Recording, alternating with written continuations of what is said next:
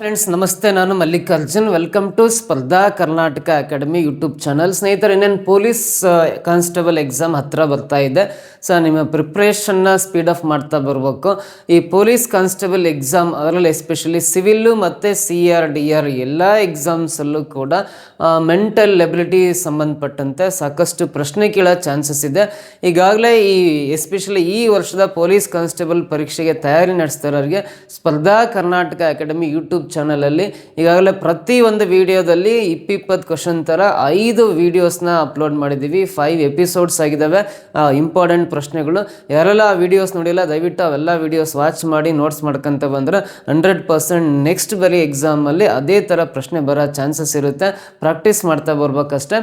ಈ ಕ್ಲಾಸಲ್ಲೂ ಕೂಡ 6th ಕ್ಲಾಸಲ್ಲಿ ಅನದರ್ 20 ಕ್ವಶನ್ಸ್, ಬೇರೆ ಬೇರೆ ರೀತಿಯ 20 ಕ್ವಶನ್ಸ್ನ ಸಾಲ್ವ್ ಮಾಡೋ ವಿಧಾನಗಳನ್ನು ಹೇಳ್ಕೊಡ್ತೀನಿ. ಪ್ರತಿಯೊಂದು ಕ್ವಶನ್ನ ನೋಟ್ಬುಕ್ಕಲ್ಲಿ ಬರ್ಕೊಂಡು ಪ್ರಾಕ್ಟೀಸ್ ಮಾಡ್ತಾ ಹೋದರೆ ಮಾತ್ರ ನಿಮಗೆ ಈ ಸಬ್ಜೆಕ್ಟು ಸುಲಭವಾಗುತ್ತೆ ಎಕ್ಸಾಮಲ್ಲಿ. ಈ ಸಬ್ಜೆಕ್ಟಲ್ಲಿ ಏನೇ ಕ್ವಶನ್ ಕೇಳಿದ್ರೆ ಆನ್ಸರ್ ಮಾಡೋ ಒಂದು ಪ್ರಾಪರ್ ಐಡಿಯಾ ನಿಮಗೆ ಬರುತ್ತೆ. ಸೊ ಹಾಗೆ ಸ್ಪರ್ಧಾ ಕರ್ನಾಟಕ ಅಕಾಡೆಮಿ ಯೂಟ್ಯೂಬ್ ಚಾನಲ್ಗೆ ಸಬ್ಸ್ಕ್ರೈಬ್ ಆಗಿಲ್ಲ ಅಂದರೆ ಸಬ್ಸ್ಕ್ರೈಬ್ ಆಗಿ. ಸ್ಪರ್ಧಾ ಕರ್ನಾಟಕ ಅಕಾಡೆಮಿ ಆ್ಯಪ್ ಇದೆ, ಗೂಗಲ್ ಪ್ಲೇಸ್ಟೋರಲ್ಲಿ ಹೋಗಿ ಈ ಥರ ಲೋಗೋ ಇರ್ತಕ್ಕಂಥ ಸ್ಪರ್ಧಾ ಕರ್ನಾಟಕ ಅಕಾಡೆಮಿ ಆ್ಯಪನ್ನು ನೀವು ಡೌನ್ಲೋಡ್ ಮಾಡ್ಕೊಂಡ್ರಿ ಅಂದರೆ ಎಲ್ಲ ಎಕ್ಸಾಮ್ಸ್ಗೆ ಎಲ್ಪ್ ಆಗೋ ಥರ ಈ ಮೆಂಟಲ್ ಎಬಿಲಿಟಿ ಕ್ಲಾಸಸ್ ನಿಮಗೆ ಸಪ್ರೇಟಾಗಿ ಸಿಗುತ್ತೆ. ಸೊ ಅಲ್ಲಿ ನಿಮಗೆ ಪ್ರತಿಯೊಂದು ಟಾಪಿಕ್ ವೈಸು, ಕಾನ್ಸೆಪ್ಟ್ ವೈಸ್ ಕ್ಲಾಸಸ್ನ ಹೇಳ್ಕೊಟ್ಟಿದ್ದೀನಿ. ಶಾರ್ಟ್ಕಟ್ ಮೆಥಡಲ್ಲಿ ಯಾವ ಥರ ಮಾಡ್ಬೇಕು ಅಂತ ಸಿಂಪಲಾಗಿ ಹೇಳ್ಕೊಟ್ಟಿದ್ದೀನಿ. ಸೊ ಸ್ಪರ್ಧಾ ಕರ್ನಾಟಕ ಅಕಾಡೆಮಿ ಆ್ಯಪನ್ನು ಡೌನ್ಲೋಡ್ ಮಾಡ್ಕೊಂಡು ಸಬ್ಸ್ಕ್ರಿಪ್ಷನ್ ತಗೊಂಡ್ರೆ 1 ವರ್ಷ ತನಕ ಕ್ಲಾಸ್ ನಿಮಗೆ ಅವೈಲೇಬಲ್ ಇರುತ್ತೆ. ಇದರ ಉಪಯೋಗನ ನೀವು ಪಡ್ಕೊಂತ ಬರ್ಬೋದು.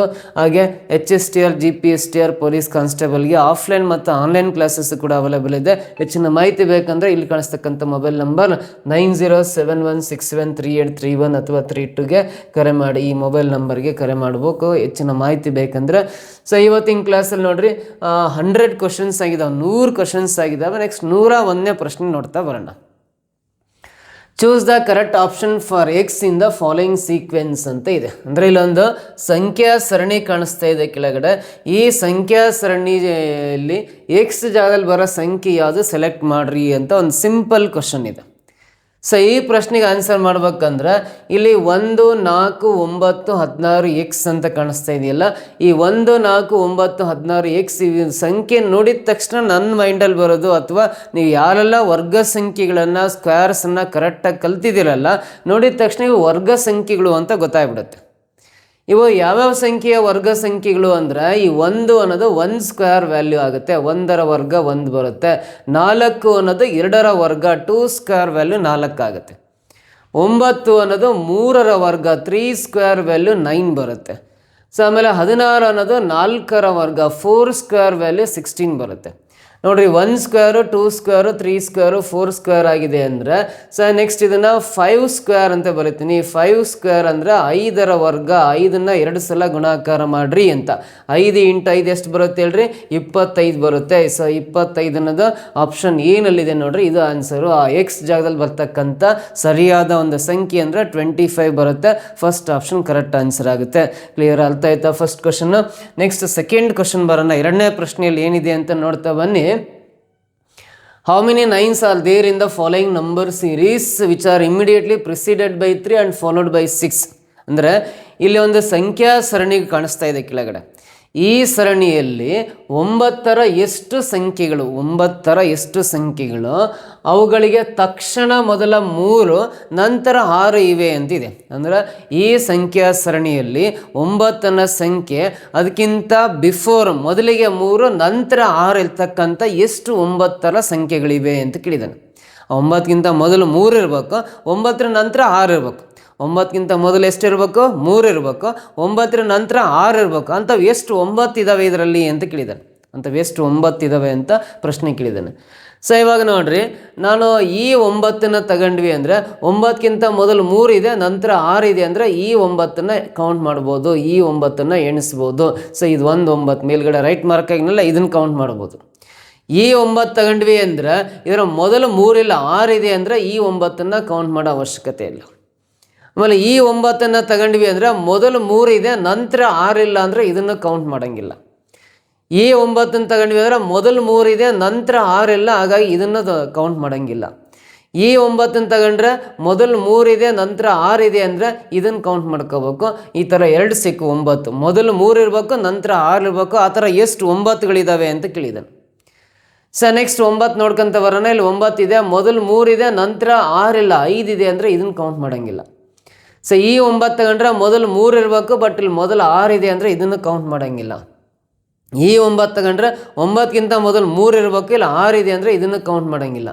ಈ 9 ತಗೊಂಡ್ರೆ ಮೊದಲು 3 ಇದೆ, ನಂತರ 6 ಕರೆಕ್ಟ್ ಇದೆ ಅಂದರೆ ಇದನ್ನು ಕೌಂಟ್ ಮಾಡ್ಕೋಬೇಕು. ಈ 9 ತಗೊಂಡ್ರೆ ಮೊದಲು 3 ಇದೆ, ನಂತರ 6 ಇಲ್ಲ ಅಂದರೆ ಇದನ್ನು ಕೌಂಟ್ ಮಾಡೋಂಗಿಲ್ಲ. ಹಾಗಾಗಿ ನೋಡ್ರಿ, ಇಲ್ಲಿ ದೊಡ್ಡ ಕ್ಲೈನ್ ಹಾಕಿನಲ್ಲ, 1, ಇದೊಂದು 2, ಇದೊಂದು 3. ಆ 9ಗಿಂತ ಮೊದಲು 3 ಇದೆ, ನಂತರ 6 ಇರ್ತಕ್ಕಂಥ ಎಷ್ಟು 9 ಇದಾವೆ ಅದರಲ್ಲಿ 3 9 ಆ ಥರ ಇದ್ದಾವೆ. ಇದಕ್ಕೆ 3 ಅನ್ನೋದು ಆಪ್ಷನ್ ಬಿ ನಲ್ಲಿದೆ ನೋಡ್ರಿ, ಇದು ಕರೆಕ್ಟ್ ಆನ್ಸರ್ ಆಗುತ್ತೆ. ಈ ರೀತಿ ಪ್ರಶ್ನೆ ಕ್ಲಿಯರ್ ಅರ್ಥ ಆಯ್ತಾ? ನೆಕ್ಸ್ಟ್ ಕ್ವಶನ್ ಬರೋಣ. ಮುಂದಿನ ಪ್ರಶ್ನೆ ನಾನು ಹೇಳೋ ಮೆಥಡ್ಡು ನಿಮ್ಗೆ ಅರ್ಥ ಆಗ್ತಿದ್ರೆ ದಯವಿಟ್ಟು ಕಮೆಂಟ್ ಬಾಕ್ಸಲ್ಲಿ ಏನು ಅನ್ಸುತ್ತೆ ಅದನ್ನ ಕಮೆಂಟ್ ಮಾಡ್ತಾ ಬರ್ರಿ, ಸುಮ್ಮನೆ ನೋಡ್ತಾ ಕೋರೋಕೆ ಹೋಗ್ಬೇಡ್ರಿ. ನೆಕ್ಸ್ಟ್ ಕ್ವಶನ್ನು, 19ಕ್ಕೆ 361 ಹೇಗೆ ಸಂಬಂಧಿಸಿದೆಯೋ ಹಾಗೆಯೇ 21ಕ್ಕೆ ಸಂಬಂಧಿಸಿದ ಸಂಖ್ಯೆ ಯಾವುದು? ನೋಡ್ರಿ, 19ಕ್ಕೆ 361 ಯಾವ ರೀತಿ ಸಂಬಂಧ ಇದೆ, 19ಕ್ಕೂ 361ಕ್ಕೆ ಯಾವ ರೀತಿ ಸಂಬಂಧ ಇದೆಯಲ್ಲ, ಇದೇ ಸಂಬಂಧದ ಪ್ರಕಾರ 21ರಿಂದ ಮುಂದಿನ ಸಂಖ್ಯೆ ಯಾವ್ದು ಬರುತ್ತೆ ಕಂಡುಹಿಡೀಲಿ ಅಂತ ಪ್ರಶ್ನೆ. 21ರಿಂದ ಮುಂದಿನ ಸಂಖ್ಯೆ ಯಾವುದು ಅಂತ ಕಂಡುಹಿಡಿಬೇಕು. 19ಕ್ಕೂ 361ಕ್ಕೂ ಯಾವ ರೀತಿ ರಿಲೇಷನ್ಶಿಪ್ ಇದೆಯೋ ಅದೇ ರಿಲೇಷನ್ಶಿಪ್ ಪ್ರಕಾರ 21ರಿಂದ ಯಾವ ಸಂಖ್ಯೆ ಅಂತ ಹೇಳ್ಬೇಕು ಅಂತ ಕೊಟ್ಟಿದ್ದಾನೆ ಪ್ರಶ್ನೆ. ಹಾಗಾಗಿ ಈ 19 ಇದೆಯಲ್ಲ, 19ರ ವರ್ಗ 19 ಸ್ಕ್ವೇರ್ ಅಂದರೆ 361. 19ರ ವರ್ಗ ಅಂದರೆ 19ನ 2 ಸಲ ಗುಣಿಸಿದ್ರೆ 361 ಬರುತ್ತಲ್ಲ. ಇದೇ ರೀತಿ 21ರ ವರ್ಗ 21 ಸ್ಕ್ವೇರ್ ಮಾಡಿರಿ, 21 × 21 ಗುಣಾಕಾರ ಮಾಡಿರಿ. 21ರ ವರ್ಗ ಅಂದರೆ ಎಷ್ಟು ಬರುತ್ತೆ ಹೇಳ್ರಿ? 441 ಬರುತ್ತೆ. 441 ಆಗುತ್ತೆ. 441 ಇಲ್ಲಿ ಆಪ್ಷನ್ ಸಿ ನಲ್ಲಿದೆ ನೋಡ್ರಿ, ಇದು ಕರೆಕ್ಟ್ ಆನ್ಸರ್ ಆಗುತ್ತೆ. ಈ ರೀತಿ ಈ ಪ್ರಶ್ನೆಗೆ ನಾವು ಆನ್ಸರ್ ಮಾಡ್ಬೋದು. ಅರ್ಥ ಆಯ್ತಾ? ನೆಕ್ಸ್ಟ್ ಕ್ವಶನ್ ಬರೋಣ.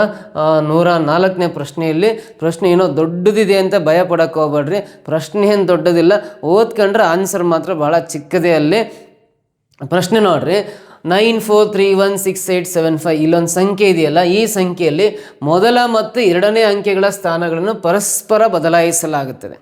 ಮೊದಲ ಮತ್ತು ಎರಡನೇ ಅಂಕಿಯ ಸ್ಥಾನಗಳನ್ನು ಪರಸ್ಪರ ಏನು ಮಾಡ್ತಾರಲ್ಲ ಬದಲಾಯಿಸಲಾಗುತ್ತದೆ. ಅದೇ ರೀತಿ 3ನೇ ಮತ್ತು 4ನೇ ಅಂಕೆಗಳ ಸ್ಥಾನಗಳನ್ನು ಪರಸ್ಪರ ಬದಲಾಯಿಸಲಾಗುತ್ತದೆ. ಮತ್ತು ಹೀಗೆ ಮುಂದುವರೆದರೆ ಮರು ಜೋಡಣೆಯ ನಂತರ ಎಡ ತುದಿಯಿಂದ 7ನೇ ಅಂಕಿಯ ಎಡಕ್ಕೆ 3ನೇಯದು ಯಾವುದು ಅಂತ ಕೇಳಿದಾನೆ. ನೋಡ್ರಿ, ಇಲ್ಲಿ ಫಸ್ಟ್ ಸೆಕೆಂಡ್ ಡಿಜಿಟ್ಸನ್ನು ಇಂಟರ್ಚೇಂಜ್ ಮಾಡ್ಕೋಬೇಕು. ಅದೇ 3 ಮತ್ತು 4ನೇದು ಇಂಟರ್ಚೇಂಜ್ ಮಾಡ್ಕೋಬೇಕು. ಈಗ ಕಂಟಿನ್ಯೂ ಮಾಡ್ಕೊತ ಹೋಗಿ ಇಂಟರ್ಚೇಂಜ್ ಮಾಡ್ಕೊತ ಹೋಗ್ರಿ ಅಂತ ಪ್ರಶ್ನೆ ಹೇಳಿದಾನೆ. ಇಲ್ಲಿ ನೋಡ್ರಿ, ಮೊದಲನೇ ಅಂಕಿ ಎರಡನೇ ಅಂಕಿ ಎರಡು ಇಂಟರ್ಚೇಂಜ್ ಮಾಡಿದ್ರೆ 94 ಇರೋದನ್ನ 49 ಅಂತ ಇಂಟರ್ಚೇಂಜ್ ಮಾಡಿ ಬರೀಬೇಕು. 3 ಮತ್ತು 4ನೇ ಅಂಕಿ 31 ಇರೋದನ್ನ 13 ಅಂತ ಇಂಟರ್ಚೇಂಜ್ ಮಾಡಬೇಕು. ಈಗ ಕಂಟಿನ್ಯೂ ಮಾಡ್ತಾ ಹೋಗ್ರಿ ಅಂತ ಹೇಳಿದಾನೆ.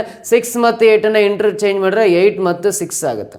7 ಮತ್ತು 5ನ ಇಂಟರ್ಚೇಂಜ್ ಮಾಡಿ ಬರ್ಕೋಬೇಕು, 5 ಮತ್ತು 7 ಆಗುತ್ತೆ. ಇವಾಗ ನೋಡ್ರಿ, ಯಾವಾಗಲೂ ಈ ಕಡೆಯಿಂದ ಎಣಿಸಿದ್ರೆ ಇದು ಎಡ ತುದಿ ಲೆಫ್ಟ್ ಎಂಡ್ ಅಂತ ಕರಿತೀವಿ, ಲೆಫ್ಟ್ ಎಂಡ್ ಅಂತ ಕರಿತೀವಿ, ಎಡ ತುದಿ ಅಂತ ಕರಿತೀವಿ.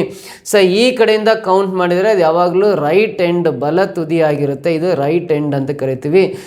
ಈ ಪ್ರಶ್ನೆಯಲ್ಲಿ ಮರು ಜೋಡಣೆಯ ನಂತರ ಎಡ ತುದಿಯಿಂದ 7ನೇ ಅಂಕಿ, ನೋಡ್ರಿ ಎಡ ತುದಿ ಅಂದರೆ ಈ ಕಡೆಯಿಂದ ಕೌಂಟ್ ಮಾಡಬಹುದು. ಎಡ ತುದಿಯಿಂದ 7ನೇ ಅಂಕಿ ಅಂತೇಳಿದಾನೆ ಅಂದರೆ ಲೆಫ್ಟ್ ಹ್ಯಾಂಡಿಂದ 1 2 3 4 5 6 7ನೇ ಅಂಕಿ ಅಂದರೆ ಅದು 5 ಬರುತ್ತೆ. ಎಡ ತುದಿಯಿಂದ 7ನೇ ಅಂಕಿ 5 ಬರುತ್ತಲ್ಲ, 7ನೇ ಅಂಕಿಯ ಎಡಕ್ಕೆ 3ನೇ ಯಾವುದು ನೋಡ್ರಿ, ಇದು 7ನೇ ಅಂಕಿ ಇದೆ ಅಂದರೆ ಈ ಥರ ಇದೆ ಅಂದರೆ ಎಡಕ್ಕೆ ಅಂದರೆ ನೋಡ್ರಿ, ಇದು ನಮ್ಮ ಲೆಫ್ಟ್ ಹ್ಯಾಂಡ್, ಇದು ನಮ್ಮ ರೈಟ್ ಹ್ಯಾಂಡ್. ಎಡಕ್ಕೆ ಅಂತೀನಿ, ಎಡ ತುದಿ ಹೇಳಿಲ್ಲ. ಎಡ ತುದಿ ಅಂದರೆ ಈ ಕಡೆಯಿಂದ ಬರಬೇಕು, ಎಡ ತುದಿ ಅಂದರೆ ಈ ಕಡೆಯಿಂದ ಬರಬೇಕು. ಎಡ ತುದಿಯಿಂದ 7ನೇ ಅಂಕಿ ಅಂದರೆ 5 ಬರುತ್ತೆ. ಇದರ ಎಡಕ್ಕೆ ಇರುವ 3ನೇ ಅಂಕಿ ಯಾವುದು ಅಂತ ಕೇಳಿದಾನೆ. ಅಂದರೆ ಈ 5ರ ಎಡಕ್ಕೆ ಅಂದರೆ ನಮ್ಮ ಲೆಫ್ಟ್ ಹ್ಯಾಂಡ್ ಕಡೆ ಹೋಗ್ಬೇಕು. ಎಲ್ಲಂದರೆ 1 2 3ನೇ ಅಂಕಿ ಯಾವ್ದಾಗಿರುತ್ತೆ 3 ಆಗಿರುತ್ತಲ್ಲ. ಈ ಪ್ರಶ್ನೆಗೆ ಆನ್ಸರ್ 3 ಬರುತ್ತೆ. ಇಲ್ಲಿ 3 ಅನ್ನೋದು ಇಲ್ಲಿ ಕೊಟ್ಟರೆ 3 ಆಪ್ಷನಲ್ಲಿಲ್ಲ, ನನ್ ಆಫ್ ದೀಸ್ ಅಂತ ಇದೆಯಲ್ಲ, ಯಾವುದು ಅಲ್ಲ ಅಂತ, ಇದು ಕರೆಕ್ಟ್ ಆನ್ಸರ್ ಆಗುತ್ತೆ. This is the right answer ಅಂತ ಹೇಳ್ಬೋದು. 3 ಅನ್ನೋದು ಆಪ್ಷನ್ ಇಲ್ಲ. 3ನೇ ಅಂಕಿ ಅಂದರೆ ಎಡಕ್ಕೆ 1 2 3ನೇ ಅಂಕಿ 3 ಬರುತ್ತೆ. ಆ 3 ಅನ್ನೋದು ಎ ಇಲ್ಲ, ಬಿ ಇಲ್ಲ, ಸಿ ನಲ್ಲಿ ಇಲ್ಲ ಅಂದರೆ ನನ್ ಆಫ್ ದೀಸ್ ಯಾವುದು ಅಲ್ಲ ಅಂತಿದ್ದಿಲ್ಲ, ಅದನ್ನು ಆನ್ಸರ್ ಮಾಡಿ ಬರಬೇಕು. ಕ್ಲಿಯರಾ? ಈ ರೀತಿ ಈ ಪ್ರಶ್ನೆ ಇದೆ. ನೆಕ್ಸ್ಟ್ ಬರೋಣ. Y is the brother of W, X is the daughter of W, E is the sister of Y, Z is the brother of X, who is the uncle of Z.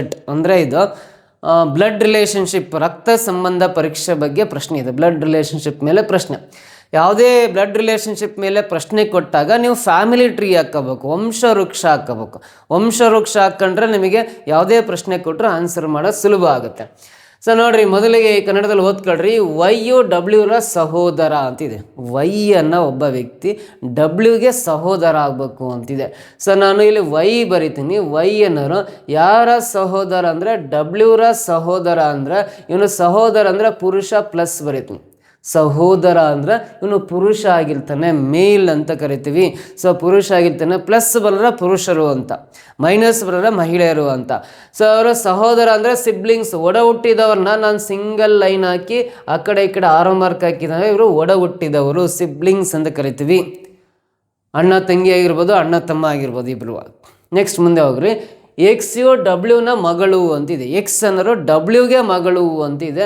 So ಡಬ್ಲ್ಯೂಗೆ ಮಗಳು ಯಾರಂದರೆ X. ಮಗಳು ಅಂದರೆ ಅವರು ಮಹಿಳೆ, female ಆಗ್ತಾರೆ, minus ಬರುತ್ತೆ. X ಅನ್ನೋರು ಡಬ್ಲ್ಯೂಗೆ ಮಗಳು. ಮುಂದೆ ಹೋದರೆ ಇ ಯು ವೈನ ಸಹೋದರಿ ಅಂತಿದೆ. ಇ ಅನ್ನೋರು ವೈನ ಸಹೋದರಿ. ವೈಗೆ ಒಬ್ಬರು ಸಹೋದರಿ ಇದ್ದಾರೆ, ಅವ್ರು ಯಾರಂದರೆ ಇ ಇದ್ದಾರೆ. ಸೊ ಹಾಗಾಗಿ ಸಹೋದರಿ ಅಂದರೆ ಫೀಮೇಲು, ಮೈನಸ್ ಬರೀತಾನೆ ನೋಡ್ರಿ. ಇ ಯು ವೈನ ಸಹೋದರಿ. ಸಹೋದರಿ ಅಂದರೆ ಫೀಮೇಲು, ಮೈನಸ್ ಬರೀತೀನಿ. ಆಮೇಲೆ ಝಡ್ ಅನ್ನು ಎಕ್ಸ್ರ ಸಹೋದರ ಅಂತಿದೆ. ಝಡ್ ಅನ್ನೋರು ಎಕ್ಸ್ರ ಸಹೋದರ. ನೋಡ್ರಿ, ಎಕ್ಸ್ಗೆ ಒಬ್ಬ ಸಹೋದರ ಇದ್ದಾರೆ, ಅವ್ರು ಯಾರು ಅಂದರೆ ಝಡ್. ಸಹೋದರ ಅಂದರೆ ಪುರುಷ ಪ್ಲಸ್ ಬರಿತೀನಿ. ಎಕ್ಸ್ನ ಸಹೋದರ ಝಡ್, ಹಾಗಾಗಿ ಪ್ಲಸ್ ಬರಿತೀನಿ, ಪುರುಷ ಅಂತ. ಸೊ ಆಮೇಲೆ ಝಡ್ರ ಚಿಕ್ಕಪ್ಪ ಯಾರು? Who is the uncle of Z ಅಂತ ಪ್ರಶ್ನೆ ಕೇಳಿದ್ದಾನೆ.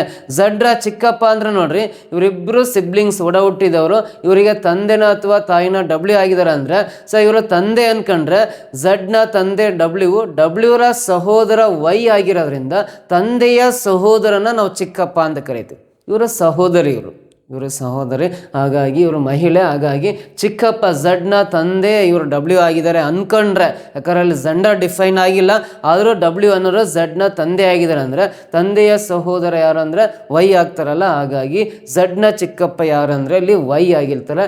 ವೈ ಅನ್ನೋದು ಆಪ್ಷನ್ ಡಿ ನಲ್ಲಿದೆ ನೋಡ್ರಿ, ಇದು ಕರೆಕ್ಟ್ ಆನ್ಸರ್ ಆಗುತ್ತೆ. ಕ್ಲಿಯರ್ ಅರ್ಥ ಆಯ್ತಾ? ಸರ್ ನೆಕ್ಸ್ಟ್ ಮುಂದಿನ ಪ್ರಶ್ನೆ ಬರೋಣ. ನೋಡ್ರಿ, ಬಿಳಿ ಬಣ್ಣವನ್ನು ನೀಲಿ ಬಣ್ಣದಿಂದ ಸಂಕೇತಿಸಲಾಗಿದೆ ಅಂತ ಕೊಟ್ಟಿದ್ದಾನೆ. ನೋಡ್ರಿ, ಬಿಳಿ ಬಣ್ಣವನ್ನು ನೀಲಿ ಬಣ್ಣ ಅಂತ ಕೋಡಿಂಗ್ ಮಾಡಿದ್ದಾನೆ ಅಂತ ಪ್ರಶ್ನೆಯಲ್ಲಿ ಕೊಟ್ಟಿದ್ದಾನೆ. ಆಮೇಲೆ ನೀಲಿ ಬಣ್ಣವನ್ನು ಕೆಂಪು ಬಣ್ಣದಿಂದ ಸಂಕೇತಿಸಲಾಗಿದೆ ಅಂತಿದೆ. ಆ ನೀಲಿ ಬಣ್ಣವನ್ನು ಕೆಂಪು ಬಣ್ಣದಿಂದ ಸಂಕೇತಿಸಲಾಗಿದೆ ಅಂತ ಕೊಟ್ಟಿದ್ದಾನೆ. ಕೆಂಪು ಬಣ್ಣದಿಂದ ಸಂಕೇತಿಸಲಾಗಿದೆ. ಆಮೇಲೆ ಕೆಂಪು ಬಣ್ಣವನ್ನು ಹಳದಿ ಬಣ್ಣದಿಂದ ಸಂಕೇತಿಸಲಾಗಿದೆ ಅಂತ ಕೊಟ್ಟಿದ್ದಾನೆ. ಆ ಕೆಂಪು ಬಣ್ಣವನ್ನು ಹಳದಿ ಬಣ್ಣದಿಂದ ಸಂಕೇತಿಸಲಾಗಿದೆ ಅಂತ ಕೊಟ್ಟಿದ್ದಾನೆ. ಹಳದಿ ಬಣ್ಣದಿಂದ. ಆಮೇಲೆ ಹಳದಿ ಬಣ್ಣವನ್ನು ಹಸಿರು ಬಣ್ಣದಿಂದ ಸಂಕೇತಿಸಲಾಗಿದೆ ಅಂತ ಕೊಟ್ಟಿದ್ದಾನೆ. ಹಳದಿ ಬಣ್ಣವನ್ನು ಹಸಿರು ಬಣ್ಣದಿಂದ ಸಂಕೇತಿಸಲಾಗಿದೆ ಅಂತ ಕೊಟ್ಟಿದ್ದಾನೆ. ಆಮೇಲೆ ಹಸಿರು ಬಣ್ಣವನ್ನು ಕಪ್ಪು ಬಣ್ಣದಿಂದ ಸಂಕೇತಿಸಲಾಗಿದೆ ಅಂತ ಕೊಟ್ಟಿದ್ದಾನೆ. ಈ ಹಸಿರು ಬಣ್ಣವನ್ನು ಮತ್ತೆ ಕಪ್ಪು ಬಣ್ಣ ಅಂತ ಸಂಕೇತಿಸಲಾಗಿದೆ ಅಂತ ಕೊಟ್ಟಿದ್ದಾನೆ. ಹಸಿರು ಬಣ್ಣವನ್ನು ಕಪ್ಪು ಅಂತ. ಕಪ್ಪು ಬಣ್ಣವನ್ನು ನೇರಳೆ ಬಣ್ಣದಿಂದ ಸಂಕೇತಿಸಲಾಗಿದೆ ಅಂತ ಕೊಟ್ಟಿದ್ದಾನೆ. ಸೊ ಈ ಕಪ್ಪು ಬಣ್ಣವನ್ನು ಮತ್ತು ಯಾವ ಬಣ್ಣ ಅಂತ ನೇರಳೆ ಬಣ್ಣ ಅಂತ ಸಂಕೇತಿಸಲಾಗಿದೆ, ಕೋಡಿಂಗ್ ಮಾಡಿದ್ದಾರೆ ಅಂತ ಕೊಟ್ಟಿದ್ದಾನೆ. ನೇರಳೆ ಬಣ್ಣವನ್ನು ಕಿತ್ತಳೆ ಬಣ್ಣ ಅಂತ ಸಂಕೇತಿಸಲಾಗಿದೆ. ನೇರಳೆ ಬಣ್ಣವನ್ನು ಕಿತ್ತಳೆ ಬಣ್ಣ ಅಂತ ಸಂಕೇತಿಸಲಾಗಿದೆ ಅಂತ ಕೊಟ್ಟಿದ್ದಾನೆ. ಸೊ ಆಗ ಮಾನವನ ರಕ್ತದ ಬಣ್ಣ ಹೇಗಿರುತ್ತದೆ ಅಂತ ಕೇಳಿದ್ದಾನೆ. ಮಾನವನ ದೇಹದ ರಕ್ತದ ಬಣ್ಣ, what is the colour of human blood ಅಂತ ಕೇಳಿದ್ದಾರೆ. ಮಾನವನ ದೇಹದ ರಕ್ತದ ಬಣ್ಣ ಯಾವ ಕಲರ್ ಇರುತ್ತೆ ಅಂದರೆ ನೋಡ್ರಿ, ಈ ಪ್ರಶ್ನೆ ಇದು ಕೋಡಿಂಗ್ ಡಿಕೋಡಿಂಗ್ ಸಂಬಂಧಪಟ್ಟಿರೋ ಪ್ರಶ್ನೆ ಆಗಿರೋದ್ರಿಂದ ಆ್ಯಕ್ಚುಲಿ ಮಾನವನ ದೇಹದ ರಕ್ತದ ಬಣ್ಣ ಕೆಂಪು ಕಲರೇ ಇರೋದು, ರೆಡ್ ಕಲರ್ ಇರುತ್ತೆ. ಬಟ್ ಈ ಪ್ರಶ್ನೆಗೆ ಮಾತ್ರ, ಈ ಥರ ಪ್ರಶ್ನೆಯಲ್ಲಿ ಮಾತ್ರ ಈ ಕೆಂಪು ಬಣ್ಣವನ್ನು ಏನಂತ ಕೋಡಿಂಗ್ ಮಾಡಿದ್ದಾರೆ ಅಂದರೆ ಹಳದಿ ಬಣ್ಣ ಅಂತ ಕೋಡಿಂಗ್ ಮಾಡಿದ್ದಾರೆ. ಈ ಕೆಂಪು ಬಣ್ಣವನ್ನು ಹಳದಿ ಬಣ್ಣ ಅಂತ ಕೋಡಿಂಗ್ ಮಾಡಿರೋದ್ರಿಂದ ಸೊ ಮಾನವನ ದೇಹದ ರಕ್ತದ ಬಣ್ಣ ಕೆಂಪೇ ಒರಿಜಿನಲ್ ಆಗಿ, ಬಟ್ ಇದು ಕೋಡಿಂಗ್ ಡಿಕೋಡಿಂಗ್ ಚಾಪ್ಟರ್ ಆಗಿರೋದ್ರಿಂದ ಈ ಕೆಂಪನ್ನು ಹಳದಿ ಎಂದು ಸಂಕೇತಿಸಲಾಗಿದೆ ಅಂತ ಕೊಟ್ಟಿರೋದ್ರಿಂದ ಸೊ ನಾವು ಇದಕ್ಕೆ ಹಳದಿ ಬಣ್ಣ, ಯೆಲ್ಲೋ ಕಲರ್ ಅಂದರೆ ಹಳದಿ ಬಣ್ಣ ಅಲ್ಲ, option B this is the right answer ಅಂತ ಹೇಳ್ಬೇಕು. ಹಳದಿ ಬಣ್ಣ ಅಂದರೆ ಯೆಲ್ಲೋ ಕಲರ್ ಅಂತ ಕರಿತೀವಿ ಇಂಗ್ಲೀಷಲ್ಲಿ. ಆಪ್ಷನ್ ಬಿ ಕರೆಕ್ಟ್ ಆನ್ಸರ್ ಆಗುತ್ತೆ. ಓಕೆನಾ? ನೆಕ್ಸ್ಟ್ ಕ್ವಶನ್ ಬರ್ರಿ. ಒಂದು ತರಗತಿಯಲ್ಲಿ 800 ಚಾಕ್ಲೇಟ್ಗಳನ್ನು ವಿತರಿಸಲಾಗುತ್ತದೆ. ಪ್ರತಿ ವಿದ್ಯಾರ್ಥಿಗೆ ತರಗತಿಯಲ್ಲಿರುವ ವಿದ್ಯಾರ್ಥಿಗಳ ಸಂಖ್ಯೆಯ 2 ಪಟ್ಟು ಚಾಕ್ಲೇಟ್ಗಳು ಸಿಕ್ಕರೆ ಆ ತರಗತಿಯಲ್ಲಿರುವ ವಿದ್ಯಾರ್ಥಿಗಳ ಸಂಖ್ಯೆ ಎಷ್ಟು ಅಂತ ಹೇಳಿದ್ದಾನೆ. ನೋಡ್ರಿ, ಟೋಟಲಿ 800 ಚಾಕ್ಲೇಟ್ನ ಕೊಡಬೇಕು. ಪ್ರತಿಯೊಬ್ಬ ಸ್ಟೂಡೆಂಟಿಗೆ ಆ ತರಗತಿಯಲ್ಲಿ ಎಷ್ಟು ಜನ ಸ್ಟೂಡೆಂಟ್ಸ್ ಇರ್ತಾರೋ ಅದರ ಡಬಲ್ ಚಾಕ್ಲೇಟ್ ಸಿಗ್ತವೆ ಅಂತ. ಹಾಗಾದರೆ ಟೋಟಲಿ ಆ ಕ್ಲಾಸಲ್ಲಿ ಎಷ್ಟು ಜನ ಸ್ಟೂಡೆಂಟ್ಸ್ ಇದ್ದರು ಅಂತ ಕೇಳಿದ್ದಾರೆ. ಸೊ ಎಷ್ಟು ಜನ ಸ್ಟೂಡೆಂಟ್ಸ್ ಇದ್ದರು ಅಂದರೆ ನೋಡ್ರಿ, ಆ ಕ್ಲಾಸಲ್ಲಿ ಎಕ್ಸ್ ಸ್ಟೂಡೆಂಟ್ಸ್ ಇದ್ದಾರೆ ಅಂತ ತಗೊಳ್ಳೋಣ. ವಿದ್ಯಾರ್ಥಿಗಳ ಸಂಖ್ಯೆ ಗೊತ್ತಿಲ್ಲ, ಎಕ್ಸ್ ಸ್ಟೂಡೆಂಟ್ಸ್ ಇದ್ದಾರೆ ಅಂತ ತಗೊಳ್ಳೋಣ. ಒಬ್ಬ ಸ್ಟೂಡೆಂಟ್ಸ್ಗೆ ವಿದ್ಯಾರ್ಥಿಗಳ ಸಂಖ್ಯೆ ಎಕ್ಸ್ ಇದೆಯಲ್ಲ, ಇದರ 2 ಪಟ್ಟು ಚಾಕ್ಲೇಟ್ ಸಿಗ್ತವೆ ಅಂದರೆ 2x ಚಾಕ್ಲೇಟ್ ಸಿಗ್ತವೆ ಅಂತ. ವಿದ್ಯಾರ್ಥಿಗಳ ಸಂಖ್ಯೆ ಎಕ್ಸ್ ಇದೆ ಅಂದ್ರೆ ಅವರ ಒಬ್ಬ ವಿದ್ಯಾರ್ಥಿಗೆ ಎಷ್ಟು ಜನ ಸ್ಟೂಡೆಂಟ್ಸ್ ಇರ್ತಾರೋ ಅವ್ರ ಡಬಲ್ ಚಾಕ್ಲೇಟ್ಸ್ ಒಬ್ಬನಿಗೆ ಸಿಗ್ತವೆ ಅಂತ ಹೇಳಿದಾರೆ. ಅಂದ್ರೆ ಎಕ್ಸ್ ಸ್ಟೂಡೆಂಟ್ಸ್ ಇದ್ದಾರೆ ಅಂದ್ರೆ ಅವುಗಳ 2 ಪಟ್ಟು ಚಾಕ್ಲೇಟ್ಗಳು ಸಿಕ್ಕರೆ ಅಂದರೆ 2x ಅಂತ ಮಾಡ್ಕೋಬೇಕು. ಅವಾಗ ವಿದ್ಯಾರ್ಥಿಗಳ ಸಂಖ್ಯೆ ಮತ್ತು ಆ ಚಾಕ್ಲೇಟ್ಗಳ ಸಂಖ್ಯೆ ಗುಣಾಕಾರ ಮಾಡಿದ್ರೆ ಟೋಟಲ್ ಎಷ್ಟಾಗಬೇಕಂದ್ರೆ 800 ಚಾಕ್ಲೇಟ್ಗಳು ಆಗಬೇಕು ಅಂತ ಕೊಟ್ಟಿದ್ದಾನೆ.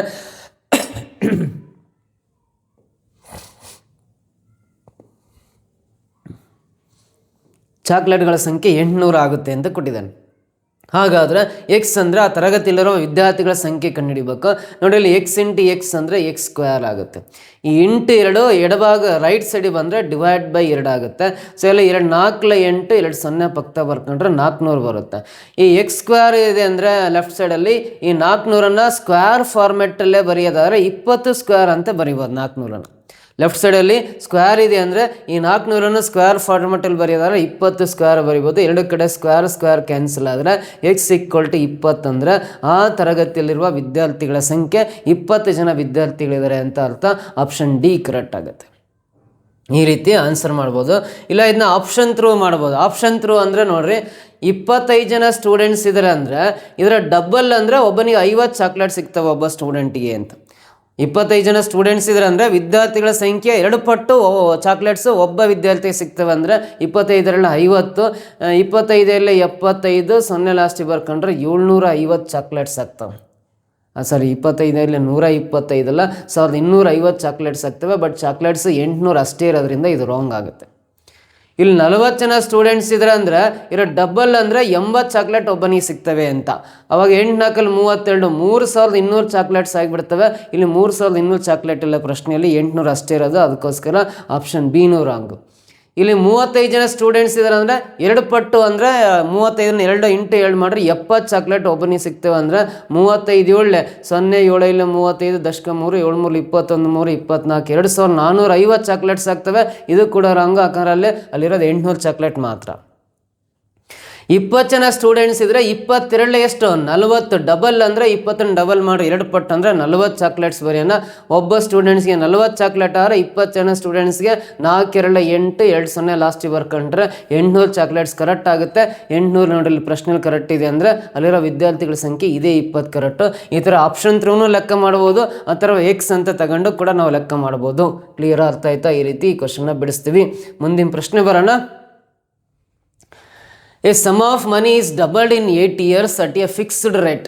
Then how much time the sum of money will be tripled ಅಂತ ಇದೆ.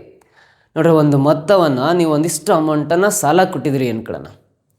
ನೀವು ಸಾಲ ಕೊಟ್ಟಿರೋ ಅಮೌಂಟು 8 ವರ್ಷಗಳಲ್ಲಿ ಸ್ಥಿರ ದರದಲ್ಲಿ ಅಂದರೆ ಸ್ಥಿರ ಬಡ್ಡಿ ದರದಲ್ಲಿ ಯಾವುದೋ ಒಂದು ಬಡ್ಡಿ ದರದಲ್ಲಿ ದ್ವಿಗುಣಗೊಳ್ಳುತ್ತೆ ಅಂದರೆ ಡಬಲ್ ಆಗುತ್ತೆ ಅಂತ ಅರ್ಥ. ನೀವು ಕೊಟ್ಟಿರೋ ಒಂದು ಅಮೌಂಟು ಸಾಲ ಕೊಟ್ಟಿದ್ರಿ ನಿಮ್ಮ ಸ್ನೇಹಿತನಿಗೆ ಅಂದರೆ 8 ವರ್ಷ ಆದಮೇಲೆ ಅದು 8 ವರ್ಷ ಆದಮೇಲೆ ಡಬಲ್ ಆಗುತ್ತೆ. ಯಾವುದೋ ರೇಟ್ ಆಫ್ ಇಂಟ್ರೆಸ್ಟ್ ಪ್ರಕಾರ ಕೊಟ್ಟಿರ್ತೀರಿ, ಅದು 8 ವರ್ಷಕ್ಕೆ ನೀವು ಕೊಟ್ಟಿರೋ ಅಮೌಂಟ್ ಡಬಲ್ ಆಗುತ್ತೆ. ಹಾಗಾದರೆ ಎಷ್ಟು ನೋಡ್ರಿ, ಹಾಗಾದರೆ ಇದು ಎಷ್ಟು ಸಮಯದಲ್ಲಿ ನೀವು ಕೊಟ್ಟಿರೋ ಅಮೌಂಟಿಯ 3 ಪಟ್ಟು ಆಗುತ್ತೆ ಅಂತ. 3 ಪಟ್ಟು ಆಗಲಿಕ್ಕೆ ಎಷ್ಟು ವರ್ಷ ಬೇಕು ಅಂತ. ಡಬಲ್ ಆಗಲಿಕ್ಕೆ 8 ವರ್ಷ ಬೇಕು, 3 ಪಟ್ಟು ಆಗಲಿಕ್ಕೆ ಎಷ್ಟು ವರ್ಷ ಬೇಕು ಅಂತ ಕೇಳಿದ್ದಾನೆ. 3 ಪಟ್ಟು ಆಗಲಿಕ್ಕೆ ಎಷ್ಟು ವರ್ಷ ಬೇಕು ಅಂತ ಪ್ರಶ್ನೆ ಕೇಳಿದ್ದಾನೆ. ಸೊ ವೆರಿ ಸಿಂಪಲ್ ನೋಡ್ರಿ, ಇದಕ್ಕೆ ಆನ್ಸರ್ ಮಾಡ್ಬೇಕಂದ್ರೆ ಫಸ್ಟ್ ಆ ಸ್ಥಿರ ಬಡ್ಡಿಯ ದರ ರೇಟ್ ಆಫ್ ಇಂಟ್ರೆಸ್ಟ್ ಕಂಡುಹಿಡಿಬೇಕಂದ್ರೆ ಡಬಲ್ ದ್ವಿಗುಣ ಅಂದರೆ 200 ಅಂತ ಮಾಡ್ಕೊಳ್ರಿ. ದ್ವಿಗುಣ ಅಂದರೆ ಒಂದು ಸಿಂಪಲ್ ಟ್ರಿಕ್ಸ್ ಅದು. ದ್ವಿಗುಣ ಅಂದರೆ 200 ಅಲ್ಲ, ಈ 200 100 ಮೈನಸ್ ಮಾಡಿದ್ರೆ 100 ಉಳಿಯುತ್ತಿಂದ 100/t ಅಂತ ಬರ್ಕೊಳ್ಳೋಣ. ಸೊ ಇಲ್ಲಿ ಡಬಲ್ ಅಂದರೆ 200, ಅದ್ರಲ್ಲಿ 100 ಮೈನಸ್ ಮಾಡಿ ಇನ್ನು 100 ಬರ್ಕೋಬೇಕು. /t ಹಾಕೊಂಡ್ರೆ ಟಿ ಅಂದರೆ ಟೈಮ್ ಎಷ್ಟು ವರ್ಷಕ್ಕೆ ಡಬಲ್ ಆಗುತ್ತೆ, ಅದು 8 ವರ್ಷಕ್ಕೆ ಡಬಲ್ ಆಗುತ್ತಲ್ಲ, ಟಿ ಜಾಗದಲ್ಲಿ 8 ಬರ್ಕೋಬೇಕು. ಅವಾಗ 8ರಿಂದ 100 ಡಿವೈಡ್ ಮಾಡಿರಿ 12.5 ಬರುತ್ತೆ. 8ರಿಂದ 100 ಬಾಗಿಸ್ರಿ 12.5% ಆ ಬಡ್ಡಿಯ ದರ ಇರುತ್ತೆ ಅಂತ. ಬಡ್ಡಿ ದರ 12.5% ಇರುತ್ತೆ. ಹಾಗಾದರೆ ಈ 12.5% ಬಡ್ಡಿ ದರದ ಪ್ರಕಾರ ಅದೇ ಅಮೌಂಟು 3 ಪಟ್ಟು ಆಗಲಿಕ್ಕೆ ಎಷ್ಟು ವರ್ಷ ಟೈಮ್ ಬೇಕು ಅಂತ. ನೋಡ್ರಿ, ಟೈಮ್ ಕಂಡುಹಿಡಿಬೇಕಂದ್ರೆ ಇಲ್ಲಿ 3 ಪಟ್ಟು ಅಂದರೆ ಅದು 300 100 ಮೈನಸ್ ಮಾಡಿರಿ ಇನ್ನು 200 ಉಳಿಯುತ್ತೆ. ಡಬಲ್ ಅಂದರೆ 200, ದ್ವಿಗುಣ ಅಂದ್ರೆ 300 ಅಂದರೆ 3 ಪಟ್ಟು ಅಂದರೆ 300. ಈ 300ರಲ್ಲಿ 100 ಮೈನಸ್ ಮಾಡಿ ಬರಬೇಕು, 200 ಬರಿಬೇಕು. ಆರ್ ಬೇಕಾದಾಗ ಟಿ ಕೆಳಗೆ ಬರೀತೀವಿ, ಟಿ ಬೇಕಾದಾಗ ಆರ್ ಕೆಳಗೆ ಬರಿಬೇಕಷ್ಟೆ. ಟೈಮ್ ಕಂಡುಹಿಡಿಬೇಕು. ಇವಾಗ ಎಷ್ಟು ಸಮಯದಲ್ಲಿ ಅಂದರೆ ಟೈಮ್ ಕಂಡುಹಿಡಿಬೇಕಂದ್ರೆ ಟಿ ಬೇಕಾದಾಗ ಆರ್ ಕೆಳಗೆ ಬರಿಬೇಕಷ್ಟೆ. 200 ಆಗೇ ಅಲ್ಲಿ ಆರ್ ಅಂದರೆ ಇಲ್ಲಿ ಗೊತ್ತಾಗಿದೆ ನೋಡ್ರಿ. ಆರ್ ಅಂದರೆ 12.5%, 12.5 ಕೆಳಗೆ ಬರ್ಕೊಂಡು ಮೇಲೆ ಕೆಳಗಡೆ ಕ್ಯಾನ್ಸಲ್ ಮಾಡ್ಕೊತ ಬರ್ರಿ. ಮೇಲೆ ಕೆಳಗಡೆ ಕ್ಯಾನ್ಸಲ್ ಮಾಡ್ಕೊತ ಬಂದ್ರೆ ಇಲ್ಲಿ ಪಾಯಿಂಟ್ ಇರೋದ್ರಿಂದ ನಿಮಗೆ ಡಿವಿಷನ್ ಗೊತ್ತಾಗಿಲ್ಲ ಅಂದರೆ ಈ ಪಾಯಿಂಟಿಂದ ಬಲಕ್ಕೆ 1 ಅಂಕೆ ಇರೋದ್ರಿಂದ ಇಲ್ಲಿ 1 0 ಎಕ್ಸ್ಟ್ರಾ ಹಾಕ್ಕೊಂಡ್ರೆ ಅವಾಗ ಪಾಯಿಂಟ್ ಎಲಿಮಿನೇಟ್ ಆಗುತ್ತೆ. ಮತ್ತೇನು ಪಾಯಿಂಟ್ ಬರೀ ಅವಶ್ಯಕತೆ ಇಲ್ಲ. ಇವಾಗ 25 5 125, 25 8 200, 0 ಲಾಸ್ಟಿಗೆ ಬರೀತೀನಿ. ಆಮೇಲೆ 5 1 5, 3 ಉಳಿಯುತ್ತೆ. 5 6 30 ಕ್ಯಾನ್ಸಲ್ ಆದರೆ ಎಷ್ಟು ವರ್ಷಕ್ಕೆ ಅದು 3 ಪಟ್ಟಾಗುತ್ತೆ? 16 ವರ್ಷಕ್ಕೆ 3 ಪಟ್ಟಾಗುತ್ತೆ ಅಂತ ಅರ್ಥ. 16 ವರ್ಷ ಅಂತ ಆಪ್ಷನ್ ಬಿ ನಲ್ಲಿದೆ ನೋಡ್ರಿ, ಇದು ಕರೆಕ್ಟ್ ಆನ್ಸರ್ ಆಗುತ್ತೆ. ಓಕೆನಾ? ನೆಕ್ಸ್ಟ್ ಕ್ವಶನ್ ಬರೋಣ. ಮುಂದಿನ ಪ್ರಶ್ನೆ,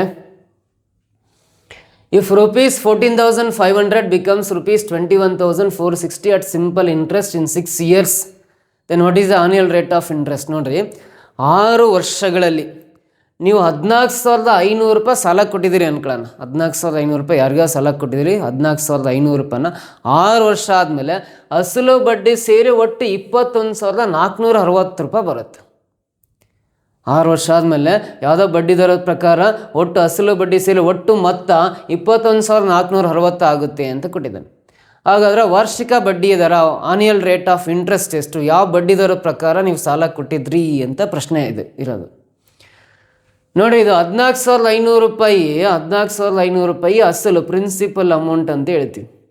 ಆಮೇಲೆ ಟೋಟಲ್ ಅಮೌಂಟ್ 21,460ರಲ್ಲಿ ಈ 14,500 ರೂಪಾಯಿ ಅಸಲು ಮೈನಸ್ ಮಾಡಿದ್ರಿ ಅಂದರೆ, ಅಸಲಲ್ಲಿ ಮೈನಸ್ ಮಾಡಿದ್ರಿ ಅಂದರೆ 0, 6ರಲ್ಲಿ 0 ಕಳೆದ್ರೆ 6, ನೆಕ್ಸ್ಟು 4ರಲ್ಲಿ 14ರಲ್ಲಿ 5 ಕಳೆದ್ರೆ 9, 10ರಲ್ಲಿ 4 ಕಳೆದ್ರೆ 6, 6,960 ರೂಪಾಯಿ ಇದು ಇಂಟ್ರೆಸ್ಟ್ ಆಗಿರುತ್ತೆ ಟೋಟಲ್ ಅಮೌಂಟಲ್ಲಿ. ಇಂಟ್ರೆಸ್ಟ್ ಕಂಡುಹಿಡಿಬೇಕಂದ್ರೆ ಟೋಟಲ್ ಅಮೌಂಟಲ್ಲಿ ಆ ಅಸಲು ಮೈನಸ್ ಮಾಡಿದ್ರೆ ಬಡ್ಡಿ 6,960 ರೂಪಾಯಿ ಬಂದಿದೆ. ಇದು ಇಂಟ್ರೆಸ್ಟ್ ಅಂತ ಕರಿತೀವಿ. ಐ ಅಂದರೆ ಇಂಟ್ರೆಸ್ಟ್. 14,500 ಅಸಲು ಬಡ್ಡಿ ಸೇರಿ 21,460 ಆಗಿದೆ ಅಂದರೆ ಈ 21,460 ಟೋಟಲ್ ಅಮೌಂಟಲ್ಲಿ ಅಸಲನ್ನು ಮೈನಸ್ ಮಾಡಿದಾಗ ಬಡ್ಡಿ ಎಷ್ಟು ಸಿಕ್ಕಿದೆ ಅಂತ ಗೊತ್ತಾಗುತ್ತೆ. ಎಷ್ಟು ಸಿಕ್ಕಿದೆ ಹೇಳ್ರಿ? ಬಡ್ಡಿ 6,960 ರೂಪಾಯಿ ಬಡ್ಡಿ ಸಿಕ್ಕಿರುತ್ತೆ. ಎಷ್ಟು ವರ್ಷಕ್ಕದ? 6 ವರ್ಷಕ್ಕೆ ಅಂತ. 6 ವರ್ಷಕ್ಕೆ 6,960 ರೂಪಾಯಿ ಬಡ್ಡಿ ಆಗಿದೆ ಅಂದರೆ 1 ವರ್ಷಕ್ಕೆ ಎಷ್ಟು ಅಂತ ಕಂಡುಹಿಡಿಬೇಕಂದ್ರೆ 6ರಿಂದ ಬಾಗಿಸ್ರಿ. 6 1 6, ಇಲ್ಲಿ 9 ಇದೆಯಲ್ಲ, 6 1 6, 3 ಉಳಿಯುತ್ತೆ. 6 6 36, 0 ಲಾಸ್ಟಿಗೆ ಬರ್ಕೊಳ್ರಿ. 6ರಿಂದ 6,960 ಡಿವೈಡ್ ಮಾಡಿರಿ. 1 ವರ್ಷಕ್ಕೆ ಬಡ್ಡಿ 1,160 ರೂಪಾಯಿ ಸಿಗುತ್ತೆ. 1 ವರ್ಷಕ್ಕೆ ಬಡ್ಡಿ ಎಷ್ಟು ಅಸಲಿಗೆ? 14,500 ರೂಪಾಯಿ ಅಸಲಿಗೆ 1 ವರ್ಷಕ್ಕೆ 1,160 ರೂಪಾಯಿ ಬಡ್ಡಿ ಸಿಗುತ್ತೆ ಅಂದರೆ 100ಕ್ಕೆ ಎಷ್ಟು ಸಿಕ್ಕಂಗಾತ್ ಕಂಡಿಡ್ಕೊಳ್ರಿ, ಅದೇ ಬಡ್ಡಿಯ ದರ ಆಗುತ್ತೆ. ನೋಡಿ, 14,500 ರೂಪಾಯಿ ಅಸಲಿಗೆ 1 ವರ್ಷಕ್ಕೆ 1,160 ರೂಪಾಯಿ ಬಡ್ಡಿ ಸಿಗುತ್ತೆ ಅಂದರೆ 100ಕ್ಕೆ ಎಷ್ಟು ಸಿಕ್ಕಂಗಾಯ್ತು ಅಂತ ಕಂಡಿಡ್ಕೊಳ್ರಿ. ಇಲ್ಲಿರೋ 2 0 2 0 ಕ್ಯಾನ್ಸಲ್ ಆಗುತ್ತೆ. 5 2 10, 4 ಉಳಿಯುತ್ತೆ. 5 9 45, 5 2 10, 5 3 15, 1 ಉಳಿಯುತ್ತೆ. 5 2 10. 29ರಿಂದ ಡಿವೈಡ್ ಮಾಡಿರಿ.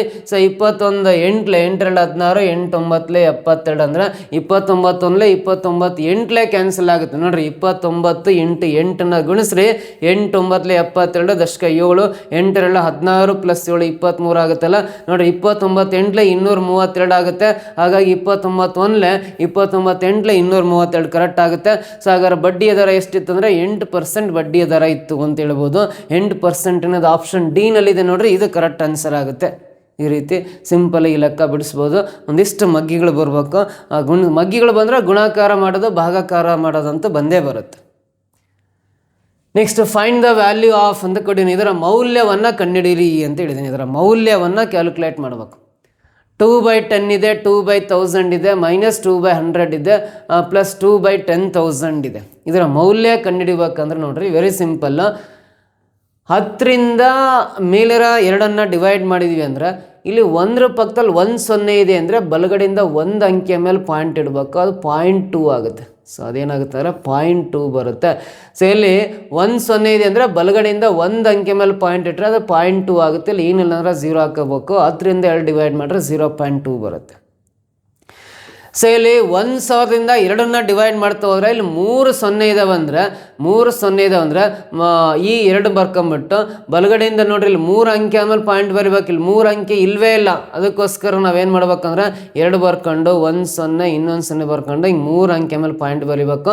ಸೊ ನೋಡ್ರಿ ಇಲ್ಲಿ 2 ಇದೆಯಲ್ಲ, 2 ಬರ್ಕೊಂಡು ಬಲಗಡೆಯಿಂದ 3 ಅಂಕೆ, 1 ಅಂಕೆ ಆಯಿತು, 2 ಆಯಿತು, 3 ಅಂಕೆ ಮೇಲೆ ಪಾಯಿಂಟ್ ಬರಿಬೇಕಲ್ಲ, ಅವಾಗ 0.002 ಆಗುತ್ತೆ. 1000ದಿಂದ 2 ಡಿವೈಡ್ ಮಾಡಿದ್ರೆ 0.002 ಬರುತ್ತೆ. ಸೊ ಇಲ್ಲಿ 1 ಮುಂದೆ 3 0 ಇರೋದ್ರಿಂದ ಬಲಗಡೆಯಿಂದ 1 2 3 ಅಂಕೆ ಮೇಲೆ ಪಾಯಿಂಟ್ ಬರಿಬೇಕು. ಅವಾಗ 1000ದಿಂದ 2 ಡಿವೈಡ್ ಮಾಡಿದ್ರೆ 0.002 ಬರುತ್ತೆ. ಸೊ ಇವಾಗ ನಾನು ಇದನ್ನು ಬಿಡ್ತೀನಿ, ಲಾಸ್ಟ್ ಇನ್ ಬರೀತೀನಿ. ಯಾಕಂದರೆ ಇದು ಏನಿಲ್ಲ ಅಂದರೆ ಪ್ಲಸ್ ವ್ಯಾಲ್ಯೂ, ಇಲ್ಲಿ ಪ್ಲಸ್ ಇದ್ದಂಗೆ ಏನಿಲ್ಲ ಅಂದರೆ ಇದು ಪ್ಲಸ್ ವ್ಯಾಲ್ಯೂ, ಇದು ಪ್ಲಸ್ ವ್ಯಾಲ್ಯೂ. ಇದನ್ನು ಲಾಸ್ಟಿಗೆ ಬರ್ಕೊಂತೀನಿ. ಲಾಸ್ಟಿಂದ ಇವಾಗ ಬರೀತೀನಿ. ಇಲ್ಲಿ ಇದ್ರ ಕೆಳಗಡೆ ಇಲ್ಲಿ 4 0 ಇದಾವೆ ಅಂದರೆ ಇಲ್ಲಿ 4 ಅಂಕೆ ಮೇಲೆ ಪಾಯಿಂಟ್ ಬರೀಬೇಕು. 2 ಬರ್ಕೊಂಡು 1 2 3 4 ಅಂಕೆ ಮೇಲೆ ಪಾಯಿಂಟ್ ಬರೀಬೇಕು. ಈ ಫಸ್ಟು ಸೆಕೆಂಡು ಲಾಸ್ಟನ್ನು ಕೂಡ್ಕೋಬೇಕು. ಇಲ್ಲಿ ಏನಿಲ್ಲ ಅಂದರೆ 0, ಇಲ್ಲಿ ಏನಿಲ್ಲ ಅಂದರೆ 0, ಇಲ್ಲೂ 0, ಇಲ್ಲೂ 0 ಹಾಕೋಬೋದು. 0 0 2 ಅಂದರೆ 2 ಬರುತ್ತೆ, ಇಲ್ಲಿ 2 ಬರುತ್ತೆ, ಇಲ್ಲೆಲ್ಲ 0 ಇದ್ದಾವೆ, ಇಲ್ಲಿ 2 ಬರುತ್ತೆ, ಇಲ್ಲಿ ಪಾಯಿಂಟ್ ಬರೆಯೋಣ, ಇಲ್ಲಿ 0 ಬರೆಯೋಣ. ಈ 3 ಪ್ಲಸ್ ಮಾಡಿದ್ರೆ ಇಷ್ಟು ಬರುತ್ತೆ. ಇವಾಗ ಈ ಮಧ್ಯದ ಐತಲ್ಲ ಇದನ್ನು ಅದರಲ್ಲಿ ಮೈನಸ್ ಮಾಡ್ಕೋಬೇಕು. 100ರಿಂದ 2 ಡಿವೈಡ್ ಮಾಡಿದ್ರೆ 2 0 ಇದಾವಲ್ಲ, 2 ಬರ್ಕೊಂಬಿಟ್ಟು ಈ 2 ಬರ್ಕೊಂಬಿಟ್ಟು 2 0 ಇರೋದ್ರಿಂದ ಬಲಗಡೆಯಿಂದ 2 ಅಂಕೆ ಮೇಲೆ ಪಾಯಿಂಟ್ ಬರೀಬೇಕು. 1 2 ಅಂಕೆ ಮೇಲೆ ಪಾಯಿಂಟ್ ಬರೀಬೇಕು. ಮೈನಸ್ ಮಾಡಿರಿ, ಇವಾಗ ಮೈನಸ್ ಮಾಡಿರಿ. ಇಲ್ಲಿ ಏನಿಲ್ಲ ಅಂದರೆ 0, ಇಲ್ಲೂ 0 ಬರ್ಕೊಂಡ್ರಿ, 2 ಆಗಿರುತ್ತೆ, ಇಲ್ಲಿ 2 ಆಗಿರುತ್ತೆ. 0ಲ್ಲಿ 2 ಹೋಗಲ್ಲ, ದಶಕ ತಗೊಳ್ರಿ, 10ರಲ್ಲಿ 2 ಕಳೆದ್ರೆ 8, ದಶಕ ಕೊಟ್ಟಿರೋದ್ರಿಂದ ಇಲ್ಲಿ 1 ಉಳಿಯುತ್ತೆ. ಸೊ ಅವಾಗ ಆನ್ಸರು 0.1822 ಬರುತ್ತೆ. 0.1822 ಅಂತ ಆಪ್ಷನ್ ಡಿ ನಲ್ಲಿದೆ. ಇದು ಕರೆಕ್ಟ್ ಆನ್ಸರ್ ಆಗುತ್ತೆ. ಕ್ಲಿಯರ್ ಅರ್ಥ ಆಯ್ತಾ? ಈ ರೀತಿ ಈ ಪ್ರಶ್ನೆ ಇದೆ. Next question, choose the best alternative ಅಂತಿದೆ. ಸೊ ಇಲ್ಲಿ ಕೊಟ್ಟಿರೋ ಸಂಖ್ಯೆಗಳಿಂದ ಯಾವ್ದು ಸರಿಯಾಗಿರುತ್ತೆ ಇದಕ್ಕೆ ಅಂತ. ಇದು ಅನಲಾಜಿ ಟೆಸ್ಟ್, ಸಾಮ್ಯತಾ ಪರೀಕ್ಷೆ ಅಂತ ಕರಿತೀವಿ. 3ರಿಂದ 11 ಯಾವ ರೀತಿ ಬಂದಿದೆ, 7ರಿಂದ ಮುಂದಿನ ಸಂಖ್ಯೆ ಯಾವುದು ಅಂತ. 3ಕ್ಕೆ 8 ಕೂಡಿದರೆ 11 ಆಗುತ್ತೆ. ಅದೇ ಥರ 7ಕ್ಕೆ 8 ಕೂಡಿದರೆ 15 ಬರುತ್ತೆ. 15 ಆಪ್ಷನಲ್ಲಿ ಇಲ್ಲ ಅಂದರೆ ಆ ಥರ ಡೈರೆಕ್ಟ್ ಅಡಿಷನ್ ರೂಲ್ ಮಾಡಿಲ್ಲ ಅಂತ, ಸಂಕಲನ ಡೈರೆಕ್ಟ್ ಇಲ್ಲ ಅಂತ. ಹಾಗಾದರೆ ಈ ಮೊದಲ 2 ಪದಗಳಿಗೆ ಯಾವ ರೀತಿ ರಿಲೇಷನ್ಶಿಪ್ ಇರುತ್ತಲ್ಲ, ಅದೇ ಥರ 3ನೇ ಸಂಖ್ಯೆಯಿಂದ 4ನೇ ಸಂಖ್ಯೆ ಕಂಡುಹಿಡಿಬೇಕು. ಫಸ್ಟ್ 2 ನಂಬರ್ಸ್ ಯಾವ ಮೆಥಡ್ ಪ್ರಕಾರ ಇದಾವಲ್ಲ ಅದೇ ಮೆಥಡ್ ಪ್ರಕಾರ 3ನೇ ಸಂಖ್ಯೆಯಿಂದ 4ನೇ ಸಂಖ್ಯೆ ಕಂಡುಹಿಡಿಬೇಕು. ಇದನ್ನು ಸಾಮ್ಯತಾ ಪರೀಕ್ಷೆ, ಅನಲಾಜಿ ಟೆಸ್ಟ್ ಅಂತ ಕರಿತೀವಿ. ಈ 3ರಿಂದ 11 ಅಂದರೆ 3 + 8 11 ಆಗುತ್ತೆ. ಅದೇ ಥರ 7 + 8 15 ಅಂತ ಹೇಳ್ಬೋದಾಗಿತ್ತು. ಬಟ್ 15 ಆಪ್ಷನಲ್ಲಿ ಇಲ್ಲ ಅಂದರೆ ಈ ಅಡಿಷನ್ ರೂಲ್ ಇಲ್ಲಿ ಇಲ್ಲ ಅಂತ. ಬೇರೆ ಥರ ನೋಡೋದಾದ್ರೆ ಈ 3ನ್ನು 3ರಿಂದ ಗುಣಾಕಾರ ಮಾಡಿದ್ರೆ 3 3 9 ಆಗುತ್ತೆ. ಪ್ಲಸ್ ಅದಕ್ಕೆ 2 ಕೂಡಿದ್ರೆ 11 ಬರುತ್ತೆ. 3 3 9 ಪ್ಲಸ್ 2 11 11 ಬರುತ್ತೆ. ಇದೇ ಥರ ಇದೇ ಮೆಥಡ್ ಪ್ರಕಾರ 7ನ್ನು 7ರಿಂದ ಗುಣಿಸ್ರಿ. 3ನ್ನು 3ರಿಂದ ಗುಣಾಕಾರ ಮಾಡಿದ್ದೀವಿ ಅಂದರೆ 7ನ್ನು 7ರಿಂದ ಗುಣಿಸ್ರಿ. 7 7 49 ಪ್ಲಸ್ 2 ಅಂದರೆ 7 7 49 ಪ್ಲಸ್ 2 ಅಂದರೆ 51 ಬರುತ್ತೆ. 51 ಆಪ್ಷನಲ್ಲಿದೆ ಅಂದರೆ ಈ ಮೆಥಡ್ ಪ್ರಕಾರ ಸಂಖ್ಯೆಗಳನ್ನು ಕೊಟ್ಟಿದ್ದೇನೆ ಅಂತ ಅರ್ಥ. ಅಥವಾ ಇದನ್ನ ನೀವಿನ್ನೂ ಕ್ಲಾರಿಟಿ ಬೇಕಂದ್ರೆ ನೋಡ್ರಿ, ಇನ್ನು ಯಾವ ಮೆಥಡಲ್ಲಿ ಅಂದರೆ 3ರಿಂದ 11 ಯಾವ ಥರ ಬಂತು ಇದೇ ರೀತಿ. ನೆಕ್ಸ್ಟ್ 7ರಿಂದ ಮುಂದಿನ ಸಂಖ್ಯೆ ಕಂಡುಹಿಡಿಬೇಕು ಅಂದರೆ 3ಕ್ಕೆ 11ಕ್ಕೆ ಯಾವ ರೀತಿ ಸಂಬಂಧ ಇದೆ ಅಂದರೆ ಈ 3ಕ್ಕೆ ಸ್ಕ್ವೇರ್ ಹಾಕಿ 3 ಸ್ಕ್ವೇರ್ ಅಂದರೆ 9 ಪ್ಲಸ್ ಅದಕ್ಕೆ 2 ಕೂಡಿದಾಗ 11 ಬರುತ್ತೆ. ಈ ಥರ ಬಂದಿದೆ 3ರಿಂದ 11. ಇದೇ ರೀತಿ ಈ 7ಕ್ಕೆ ಸ್ಕ್ವೇರ್ ಹಾಕ್ರಿ, 7 ಸ್ಕ್ವೇರ್ ಅಂದರೆ 49 ಪ್ಲಸ್ ಇದಕ್ಕೆ 2 ಕೂಡಿದ್ರೆ 49 ಪ್ಲಸ್ 2 51 ಬರುತ್ತಲ್ಲ, ಸೇಮ್ ಆನ್ಸರೇ ಬರುತ್ತೆ. ಆಪ್ಷನ್ ಸಿನೇ ಕರೆಕ್ಟ್ ಆನ್ಸರ್ ಆಗುತ್ತೆ. ಈ ರೀತಿ ಲೆಕ್ಕವನ್ನು ಕೊಟ್ಟಿದ್ದಾನೆ. ಓಕೆನಾ? ನೆಕ್ಸ್ಟ್ ಮುಂದಿನ ಪ್ರಶ್ನೆ ನೋಡ್ರಿ. ಇದು ಭಾಳ ದೊಡ್ಡದಿದೆ, ಕಷ್ಟ ಇದೆ ಅನ್ಕೋಬಾರ್ದು. ಇಲ್ಲಿ ಕ್ಯಾಲ್ಕುಲೇಷನ್ ಇರಲ್ಲ, ಸಿಂಪಲ್ ಇರುತ್ತೆ, ನೀಟಾಗಿ ಓದ್ಕೋಬೇಕು. ನೋಡಿ, PQRST ಮತ್ತು U ಎಂಬ 6 ಜನ ಸ್ನೇಹಿತರು ಒಂದು ಕ್ಲಬ್ನ ಸದಸ್ಯರಾಗಿದ್ದಾರೆ ಮತ್ತು football, cricket, tennis, basketball, badminton ಮತ್ತು ವಾಲಿಬಾಲ್ ಎಂಬ ವಿಭಿನ್ನ ಆಟಗಳನ್ನು ಆಡುತ್ತಾರೆ. P ಮತ್ತು Sಗಿಂತ ಎತ್ತರದ T ಟೆನ್ನಿಸ್ ಆಡುತ್ತಾರೆ. P ಮತ್ತು Sಗಿಂತ ಎತ್ತರದ T ಏನನ್ನು P ಮತ್ತು Sಗಿಂತ ಎತ್ತರ ಇದ್ದಾನೆ ಅಂತ ನೋಡ್ರಿ. ಈ T ಏನನ್ನು P ಮತ್ತು Sಗಿಂತ ಎತ್ತರ ಇದ್ದಾನೆ. T ಏನು ಆಡ್ತಾ ಇದ್ದಾನೆ ಅಂದರೆ ಇವನು ಟೆನ್ನಿಸ್ ಆಡ್ತಾ ಇದ್ದಾನೆ. ಇವನು ಟೀನು ಟೆನ್ನಿಸ್ ಆಡ್ತಾ ಇದ್ದಾನೆ ಅಂತ ಕೊಟ್ಟಿದ್ದಾರೆ, ಸೈಡಲ್ಲಿ ಬರ್ಕೊಂಡಿದೆ. ಅವರಲ್ಲಿ ಅತಿ ಎತ್ತರದವರು ಬಾಸ್ಕೆಟ್ಬಾಲ್ ಆಡುತ್ತಾನೆ. ಅವರಲ್ಲಿ ಅತ್ಯಂತ ಕುಳ್ಳನಾದವನು ವಾಲಿಬಾಲ್ ಆಡುತ್ತಾನೆ. Q ಮತ್ತು S ವಾಲಿಬಾಲ್ ಅಥವಾ ಬಾಸ್ಕೆಟ್ಬಾಲ್ ಆಡುವುದಿಲ್ಲ. Q ಆಗಲಿ S ಆಗಲಿ ವಾಲಿಬಾಲ್ ಅಥವಾ ಬಾಸ್ಕೆಟ್ಬಾಲ್ ಆಡುವುದಿಲ್ಲ ಅಂತ ಇದೆ. R ವಾಲಿಬಾಲ್ ಆಡುತ್ತಾನೆ ಅಂತ ಕೊಟ್ಟಿದ್ದಾರೆ. ಫುಟ್ಬಾಲ್ ಆಡುವ Q ಮತ್ತು ಎತ್ತರದ ಕ್ರಮದಲ್ಲಿ P ಮತ್ತು T ನಡುವೆ ಇರ್ತಾನೆ. ಫುಟ್ಬಾಲ್ Q ಆಡ್ತಾ ಇದ್ದಾನೆ ಅಂತ ಹೇಳಿದ್ದಾರೆ, ಅವರು P ಮತ್ತು T ನಡುವೆ ಇದ್ದಾನೆ ಅಂತ. Q ಅನ್ನು P ಮತ್ತು T ನಡುವೆ ನೋಡ್ರಿ, P ಮತ್ತು T ನಡುವೆ Q ಇದ್ದಾನೆ. ಇವನು ಏನು ಆಡ್ತಾನೆ ಅಂದರೆ ಫುಟ್ಬಾಲ್ ಆಡ್ತಾ ಇದ್ದಾನೆ ಅಂತ ಕೊಟ್ಟಿದ್ದಾರೆ. ಫುಟ್ಬಾಲ್ ಆಡ್ತಾ ಇದ್ದಾನೆ ಅಂತ ಕೊಟ್ಟಿದ್ದಾನೆ Q. ಅವರಲ್ಲಿ ಯಾರು ಬಾಸ್ಕೆಟ್ಬಾಲ್ ಆಡುತ್ತಾರೆ ಅಂತ ಪ್ರಶ್ನೆ ಇದೆ. ಬಾಸ್ಕೆಟ್ಬಾಲ್ ಆಡ್ತಕ್ಕಂಥವ್ರು ಯಾರು ಅಂತ ಕ್ವಶನ್ ಕೇಳಿದನಲ್ಲ.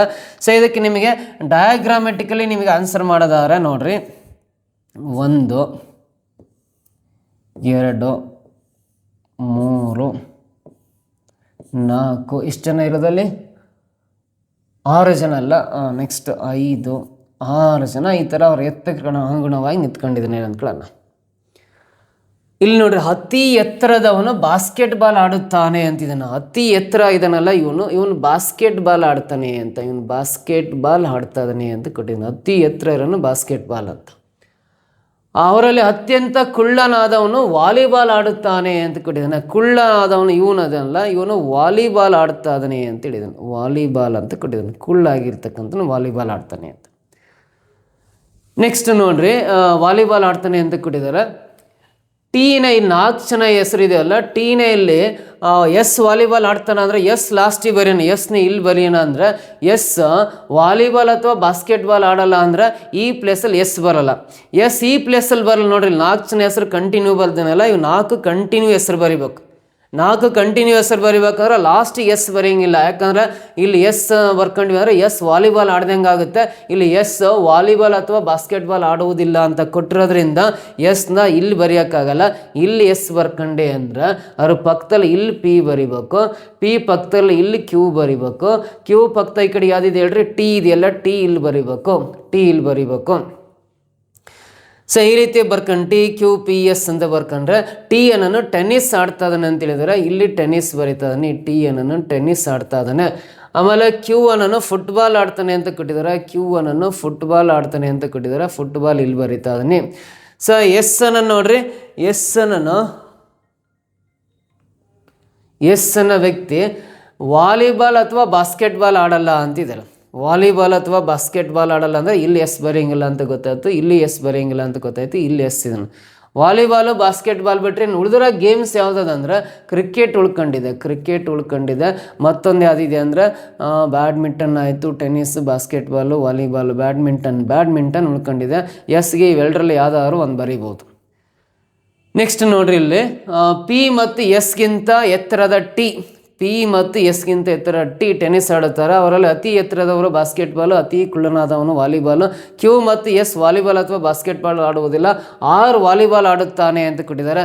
ನೋಡ್ರಿ, ಇಲ್ಲಿ R ಬರೀತಾ ಇದೀನಿ, ಇಲ್ಲಿ R ವಾಲಿಬಾಲ್ ಆಡ್ತಾನೆ ಅಂದ್ರೆ ಟೋಟಲ್ 6 ಜನದಲ್ಲಿ ನೋಡ್ರಿ, P ಬರ್ಕಂಡೆ, Q ಬರ್ಕಂಡೆ, R ಬರ್ಕಂಡೆ, S ಬರ್ಕಂಡೆ, T ಬರ್ಕಂಡೆ ಅಂದರೆ ಉಳಿದಿರೋ ಅಕ್ಷರ ಇವನ ಇದೊಂದೇ ಪ್ಲೇಸಲ್ಲಿ ಬರೆಯೋಕ್ಕೆ ಖಾಲಿ ಇರೋದು, ಇನ್ಯಾವ ಪ್ಲೇಸ್ ಖಾಲಿ ಇಲ್ಲ ಅಂದರೆ ಮುಂದಕ್ಕೆ ಏನಿವ್ರಿ ಆಧಾರ ಗೇಮ್ ಆಡಲಿ ಅವಶ್ಯಕತೆ ಇಲ್ಲ. ಬಟ್ ಪ್ರಶ್ನೆಗೆ ಆನ್ಸರ್ ಅಂತ ಸಿಕ್ಕಾಯ್ತು. ಅವರಲ್ಲಿ ಯಾರು ಬಾಸ್ಕೆಟ್ಬಾಲ್ ಆಡುತ್ತಾರೆ ಅಂತ ಕೇಳಿದಾನೆ. ಈ ಬಾಸ್ಕೆಟ್ಬಾಲ್ ಆಡ್ತಕ್ಕಂಥವ್ರು ಯಾರು ಅಂದರೆ U ಅಂತ ಗೊತ್ತಾಯಿತು. Option A is the correct answer. U ಅನ್ನೋನು ಬಾಸ್ಕೆಟ್ಬಾಲ್ ಆಡ್ತಾರೆ ಅಂತ ಅರ್ಥ. ಕ್ಲಿಯರಾ? ನೆಕ್ಸ್ಟ್ ಪ್ರಶ್ನೆ, ಕೆಳಗಿನ ಅಂಕಿಗಳು, ಅಕ್ಷರಗಳು ಮತ್ತು ಚಿಹ್ನೆಗಳ ಜೋಡಣೆಯನ್ನು ಅಧ್ಯಯನ ಮಾಡಿ ಮತ್ತು ಕೆಳಗೆ ನೀಡಲಾದ ಪ್ರಶ್ನೆಗಳಿಗೆ ಉತ್ತರಿಸಿ. ಮೇಲಿನ ಜೋಡಣೆಯಿಂದ ಎಲ್ಲ ಚಿಹ್ನೆಗಳನ್ನು ಕೈಬಿಟ್ಟರೆ ಕೆಳಗಿನವುಗಳಲ್ಲಿ ಯಾವುದು ಬಲಬದಿಯಿಂದ 7ನೇ ಅಂಶದ ಎಡಕ್ಕೆ 3ನೇದಾಗಿರುತ್ತೆ ಅಂತ ಕೊಟ್ಟಿದ್ದಾನೆ. ನೋಡಿ, ಇಲ್ಲೊಂದು mixed number, letters, symbol series ಇದೆ. ಈ ಜೋಡಣೆಯಲ್ಲಿ ಎಲ್ಲ ಚಿಹ್ನೆಗಳನ್ನು ಕೈ ಬಿಟ್ಟರೆ ಅಂತ ಕೊಟ್ಟಿದ್ದೇನೆ. ಚಿಹ್ನೆಗಳು ಮಾತ್ರ ತೆಗಿತಾ ಹೋಗೋಣ. ಸೊ ಇಲ್ಲಿ ಚಿಹ್ನೆ ಯಾವುದಿದೆ, ಈ ಆ್ಯಶ್ ಅನ್ನೋದು ಸಿಂಬಲ್, ಇದನ್ನು ತೆಗಿಯೋಣ. ಆಮೇಲೆ ಇಲ್ಲೊಂದು ಆ್ಯಶ್ ಇದೆ, ಇದು ಸಿಂಬಲ್, ಇದನ್ನು ತೆಗಿಯೋಣ. ಇದು ಪರ್ಸೆಂಟೇಜ್ ಸಿಂಬಲ್, ಇದನ್ನು ತೆಗಿಯೋಣ. ಆಮೇಲೆ ಸ್ಟಾರ್ ಅನ್ನೋ ಸಿಂಬಲ್, ಇದನ್ನು ತೆಗೆದುಬಿಡೋಣ. ನೀವೆಲ್ಲ ಚಿಹ್ನೆಗಳನ್ನು ತೆಗೆದುಹಾಕಿ ಈ ಕಡೆಯಿಂದ ಕೌಂಟ್ ಮಾಡಿದರೆ ಇದು ಲೆಫ್ಟ್ ಎಂಡ್ ಅಂತ ಹೇಳಿದ್ದೀನಿ. ಲೆಫ್ಟ್ ಎಂಡ್, ಎಡಬದಿ ಅಂತ ಆಗಲೇ ಯಾವುದೋ ಒಂದು ಪ್ರಶ್ನೆಯಲ್ಲಿ ಕೊಟ್ಟಿದ್ದಲ್ಲ, ಸೇಮ್ ಅದೇ ಪ್ರೊಸೀಜರು. ಈ ಕಡೆಯಿಂದ ಕೌಂಟ್ ಮಾಡಿದರೆ ರೈಟ್ ಎಂಡ್ ಅಂತ ಕರಿತೀವಿ, ರೈಟ್ ಎಂಡ್ ಅಂತ ಕರಿತೀವಿ. ಸೊ ಬಲಬದಿ ಅಂತ ಕರಿತೀವಿ. ನೋಡ್ರಿ, ಈ ಕೆಳಗಿನ ಯಾವುದು ಬಲಬದಿಯಿಂದ 7ನೇ ಅಂಶ, ಬಲಬದಿಯಿಂದ ಈ ಕಡೆಯಿಂದ 1 2 3, ಈ ಚಿಹ್ನೆ ಕೌಂಟ್ ಮಾಡೋಂಗಿಲ್ಲ, ಚಿಹ್ನೆ ಎಲ್ಲ ತೆಗೆದುಹಾಕಿದ್ದೀವಿ ಅಂತ ಅರ್ಥ. 1 2 3, ಇದು 4, ಇದು 5, ಇದು 6, ಇದು 7. 7ನೇ ಅಂಶ ಯಾವುದಾಗುತ್ತೆ, ವಿ ಆಗುತ್ತೆ. ಈ ವಿನ ಲೆಫ್ಟ್ ಸೈಡ್ ಎಲ್ ಅಂದರೆ ಈ ಕಡೆ, ರೈಟ್ ಸೈಡ್ ಅಂದರೆ ಈ ಕಡೆ ಅಷ್ಟೆ. ಸೊ ಬಲಬದಿಯಿಂದ 7ನೇ ಅಂಶದ ಎಡಕ್ಕೆ 3ನೇದು ಯಾವುದಾಗಿರುತ್ತೆ ಅಂತ ಕೇಳಿದ್ದಾನೆ. ಈ ಬಲಬದಿಯಿಂದ 7ನೇ ಅಂಶ ವಿನ ಎಡಕ್ಕೆ 3ನೇ ಅಂಶ, ಎಡಕ್ಕೆ ಇದು 1 2 3ನೇ ಅಂಶ ಯಾವ್ದು ಬರುತ್ತೆ, ಎಮ್ ಆನ್ಸರ್ ಬರುತ್ತೆ.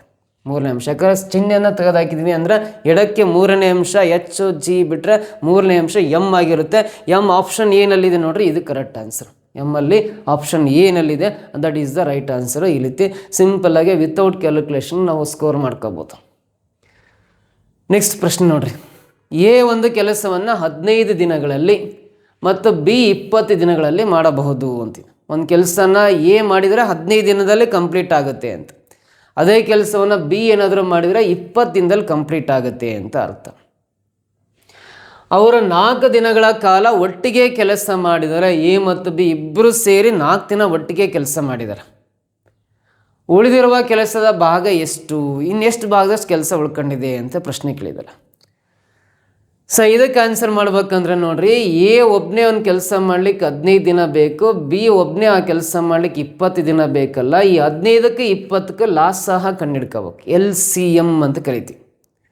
15 20ಕ್ಕೆ ಲಾಸ್ ಸಹ ಕಂಡುಹಿಡಿದ್ರೆ 60 ಲಾಸ್ ಸಹ ಬರುತ್ತೆ. ಅಂದರೆ ಆ ಕೆಲಸ 60 ಭಾಗದಷ್ಟು ಕೆಲಸ ಇದೆ ಅಂತ. ಈ 60 ಭಾಗದಷ್ಟು ಕೆಲಸವನ್ನು ಎ 15 ದಿನದಲ್ಲಿ ಮಾಡ್ತಾನಲ್ಲ, 15ರಿಂದ 60 ಭಾಗಿಸ್ರಿ, 15 4 60, ಒಂದು ದಿನಕ್ಕೆ 4 ಯೂನಿಟ್ಸ್ ಕೆಲಸ ಮಾಡ್ತಾನೆ ಎ ಅಂತ ಅರ್ಥ, ಒಂದು ದಿನಕ್ಕೆ. ಬಿ ಇದೇ 60 ಭಾಗದಷ್ಟು ಕೆಲಸವನ್ನು 20 ದಿನದಲ್ಲಿ ಮಾಡ್ತಾನೆ ಅಂದರೆ ಇದು 23 60 ಅಲ್ಲ, ಒಂದು ದಿನಕ್ಕೆ 3 ಯೂನಿಟ್ಸ್ ಕೆಲಸ ಮಾಡ್ತಾನೆ ಬಿ ಅಂತ. ನೋಡ್ರಿ, ನಾನು ಏನು ಮಾಡಿದೆ ಅಂತ ಹೇಳ್ಕೊಡ್ತೀನಿ ಇನ್ನೊಂದ್ಸಲ. ಎ ಒಂದು ಕೆಲಸವನ್ನು 15 ದಿನದಲ್ಲಿ ಮಾಡ್ತಾನೆ, ಬಿ ಆ ಕೆಲಸವನ್ನು 20 ದಿನದಲ್ಲಿ ಮಾಡ್ತಾನೆ. ಅಂದರೆ ಈ 15ಕ್ಕೆ 20ಕ್ಕೆ ಲಾಸ್ ಸಹ ಕಂಡುಹಿಡ್ಕೊಂಡ್ರೆ LCM ಕ್ಯಾಲ್ಕುಲೇಟ್ ಮಾಡಿದರೆ 5ರಿಂದ ಭಾಗ ಆಗ್ತವೆ. 5 3 15, 5 4 20, 5 3 15, 5 4 20 ಕ್ಯಾನ್ಸಲ್ ಆಗುತ್ತೆ. ಇವಾಗ 4 × 3 12, 12 5 60 ಬರುತ್ತಲ್ಲ, ಇವೆರಡೂ ಸಂಖ್ಯೆಗಳ ಲಾಸ್ ಸಹ 60 ಬರುತ್ತೆ. ಅಂದರೆ ಆ ಕೆಲಸ 60 ಭಾಗದಷ್ಟು ಕೆಲಸ ಅಲ್ಲಿದೆ ಅಂತ ಅರ್ಥ. ಈ 60 ಭಾಗದಷ್ಟು ಕೆಲಸವನ್ನು ಎ 15 ದಿನದಲ್ಲಿ ಮಾಡ್ತಾನೆ ಅಂತ ಅರ್ಥ. 15 ದಿನಕ್ಕೆ 60 ಭಾಗದಷ್ಟು ಕೆಲಸ ಮಾಡ್ತಾನೆ ಅಂದರೆ ಒಂದು ದಿನಕ್ಕೆ ಎಷ್ಟು ಭಾಗ ಕೆಲಸ ಮುಗಿಸ್ತಾನೆ ಎ ಅಂದರೆ ಇದು 15 4 60 ಅಲ್ಲ, ಒಂದು ದಿನಕ್ಕೆ 4 ಭಾಗದಷ್ಟು ಕೆಲಸ ಮುಗಿಸ್ತಾನೆ ಎ ಅಂತ. ಇದೇ 60 ಭಾಗದಷ್ಟು ಕೆಲಸ ಮಾಡ್ಲಿಕ್ಕೆ ಬಿ 20 ದಿನ ಬೇಕಂದ್ರೆ ಒಂದು ದಿನಕ್ಕೆ ಎಷ್ಟು ಭಾಗದಷ್ಟು ಕೆಲಸ ಮಾಡ್ತಾನೆ ಅಂದರೆ 23 60 ಅಲ್ಲ, ಬಿ ಒಂದು ದಿನಕ್ಕೆ 3 ಭಾಗದಷ್ಟು ಕೆಲಸ ಮಾಡ್ತಾನೆ ಅಂತ ಅರ್ಥ. ಅವರಿಬ್ಬರು ಒಟ್ಟಾದರೆ, ಇಬ್ಬರು ಸೇರ್ಕೊಂಡ್ರೆ ಈ 4 + 3 ಅಂದರೆ 7 ಯೂನಿಟ್ಸ್ ಕೆಲಸ ಆಗುತ್ತೆ ಒಂದು ದಿನಕ್ಕೆ. 7 ಯೂನಿಟ್ ಕೆಲಸ ಆಗುತ್ತೆ ಒಂದು ದಿನಕ್ಕೆ. ಒಂದು ದಿನಕ್ಕೆ 7 ಯೂನಿಟ್ಸ್ ಆದರೆ ಇಬ್ಬರು ಸೇರಿ ಒಟ್ಟಿಗೆ 4 ದಿನಗಳ ಕಾಲ ಒಟ್ಟಿಗೆ ಕೆಲಸ ಮಾಡಿದ್ದಾರೆ. ಒಂದು ದಿನಕ್ಕೆ ಇಬ್ಬರು ಸೇರಿ 7 ಯೂನಿಟ್ ಆದರೆ 4 ದಿನಕ್ಕೆ ಎಷ್ಟಾಗುತ್ತೆ, 7 4 28 ಯೂನಿಟ್ಸ್ ಕೆಲಸ ಆಯ್ತು. ಟೋಟಲ್ ಕೆಲಸ ಇರೋದು 60 ಯೂನಿಟ್. ಆ 60 ಭಾಗದಷ್ಟು ಕೆಲಸದಲ್ಲಿ 4 ದಿನಕ್ಕೆ ಅವರಿಬ್ಬರು ಸೇರಿ 28 ಭಾಗದಷ್ಟು ಕೆಲಸ ಮುಗಿಸಿದ್ದಾರೆ ಅಂತ. 60ರಲ್ಲಿ 28 ಮೈನಸ್ ಮಾಡಿರಿ, ಎಷ್ಟು ಉಳಿಯುತ್ತೆ? ಇನ್ನು 60ರಲ್ಲಿ 28 ಮೈನಸ್ ಮಾಡಿರಿ ಎಷ್ಟು ಉಳಿಯುತ್ತೆ? ಇನ್ನು 32 ಉಳಿಯುತ್ತೆ. ಇನ್ನು 32 ಭಾಗದಷ್ಟು ಕೆಲಸ ಬಾಕಿ ಇದೆ. ಉಳಿದಿರೋ ಕೆಲಸ 32 ಭಾಗದಷ್ಟು ಕೆಲಸ ಎಷ್ಟರಲ್ಲಿ? ಟೋಟಲ್ 60 ಭಾಗದಲ್ಲಿ 32 ಭಾಗದಷ್ಟು ಕೆಲಸ ಉಳ್ಕೊಂಡಿದೆ ಅಂತ. ಅಲ್ಲಿ ಕೇಳಿರೋದು ಅದೇ, ಉಳಿದಿರುವ ಕೆಲಸದ ಭಾಗ ಎಷ್ಟು ಅಂದರೆ 60 ಭಾಗದಲ್ಲಿ 28 ಭಾಗದಷ್ಟು ಕೆಲಸ ಆಗಿದೆ ಅಂದರೆ 32 ಭಾಗದಷ್ಟು ಕೆಲಸ ಬಾಕಿ ಇದೆ ಅಂತ. ಇವು ಕ್ಯಾನ್ಸಲ್ ಆಗ್ತವೆ. 4 × 32, 4 × 4, 4 × 20 ಕ್ಯಾನ್ಸಲ್ ಆಗಿ 8/15 ಭಾಗದಷ್ಟು ಕೆಲಸ ಅಥವಾ 15ನೇ 8 ಭಾಗದಷ್ಟು ಕೆಲಸ ಬಾಕಿ ಇದೆ ಅಂತ ಅರ್ಥ. 8/15 ಅನ್ನೋದು ಆಪ್ಷನ್ ಏನಲ್ಲಿದೆ ನೋಡ್ರಿ, ಇದು ಕರೆಂಟ್ ಆನ್ಸರ್. ಇಷ್ಟು ಭಾಗದಷ್ಟು ಕೆಲಸ ಬಾಕಿ ಇದೆ. ಇವೆರಡು 4ರಿಂದ ಡಿವೈಡ್ ಆಗೋದ್ರಿಂದ 4ರಿಂದ ಭಾಗಿಸ್ಬೇಕು. 4×32, 4×4 2 × 20 ಆಗುತ್ತೆ. 4×20 ಕ್ಯಾನ್ಸಲ್ ಆದರೆ 8/15 ಭಾಗದಷ್ಟು ಕೆಲಸ ಬಾಕಿ ಇದೆ. 8/15 part of work is left ಅಂತ ಕರಿತೀವಿ. Then the fraction of the work that is left ಅಂದರೆ 8/15 ಭಾಗದಷ್ಟು ಕೆಲಸ ಬಾಕಿ ಇದೆ ಅಂತ ಅರ್ಥ. ನೆಕ್ಸ್ಟ್ ಕ್ವಶನ್ ನೋಡ್ರಿ. 3 positions of a die are given below, which number is opposite to 5 ಅಂತ ಇದೆ ನೋಡ್ರಿ. ಒಂದು ದಾಳದ 3 ರೂಪಗಳನ್ನು ಕೊಟ್ಟಿದ್ದಾರೆ. ಒಂದು ದಾಳದ 3 ರೂಪಗಳನ್ನು ಕೊಟ್ಟಾಗ ಸಂಖ್ಯೆ 5ರ ವಿರುದ್ಧ ಮುಖದಲ್ಲಿ ಯಾವ ಸಂಖ್ಯೆ ಬರುತ್ತೆ ಅಂತ ಕಂಡುಹಿಡಿಬೇಕು. ಇದು ಬೇರೆ ಬೇರೆ ದಾಳ ಅಲ್ಲ, ಒಂದೇ ದಾಳದ ಬೇರೆ ಬೇರೆ ರೂಪಗಳನ್ನು ತಿರುಗಿಸಿ ಕೊಡ್ತಾ ಹೋಗಿದ್ದಾರೆ ಅಷ್ಟೇ. ಅದು ಅದರ 5ನ ಸಂಖ್ಯೆ ಇರುತ್ತಲ್ಲ, ಇದರ ಆಪೋಸಿಟ್ ಫೇಸಲ್ಲಿ, ಅದರ ವಿರುದ್ಧ ಮುಖದಲ್ಲಿ. ಇವು ವಿರುದ್ಧ ಮುಖ ಅಲ್ಲ, ಅಕ್ಕಪಕ್ಕ ಕಾಣಿಸ್ತಾ ಇದಾವಂದರೆ ಇವು ವಿರುದ್ಧ ಮುಖಗಳಲ್ಲ.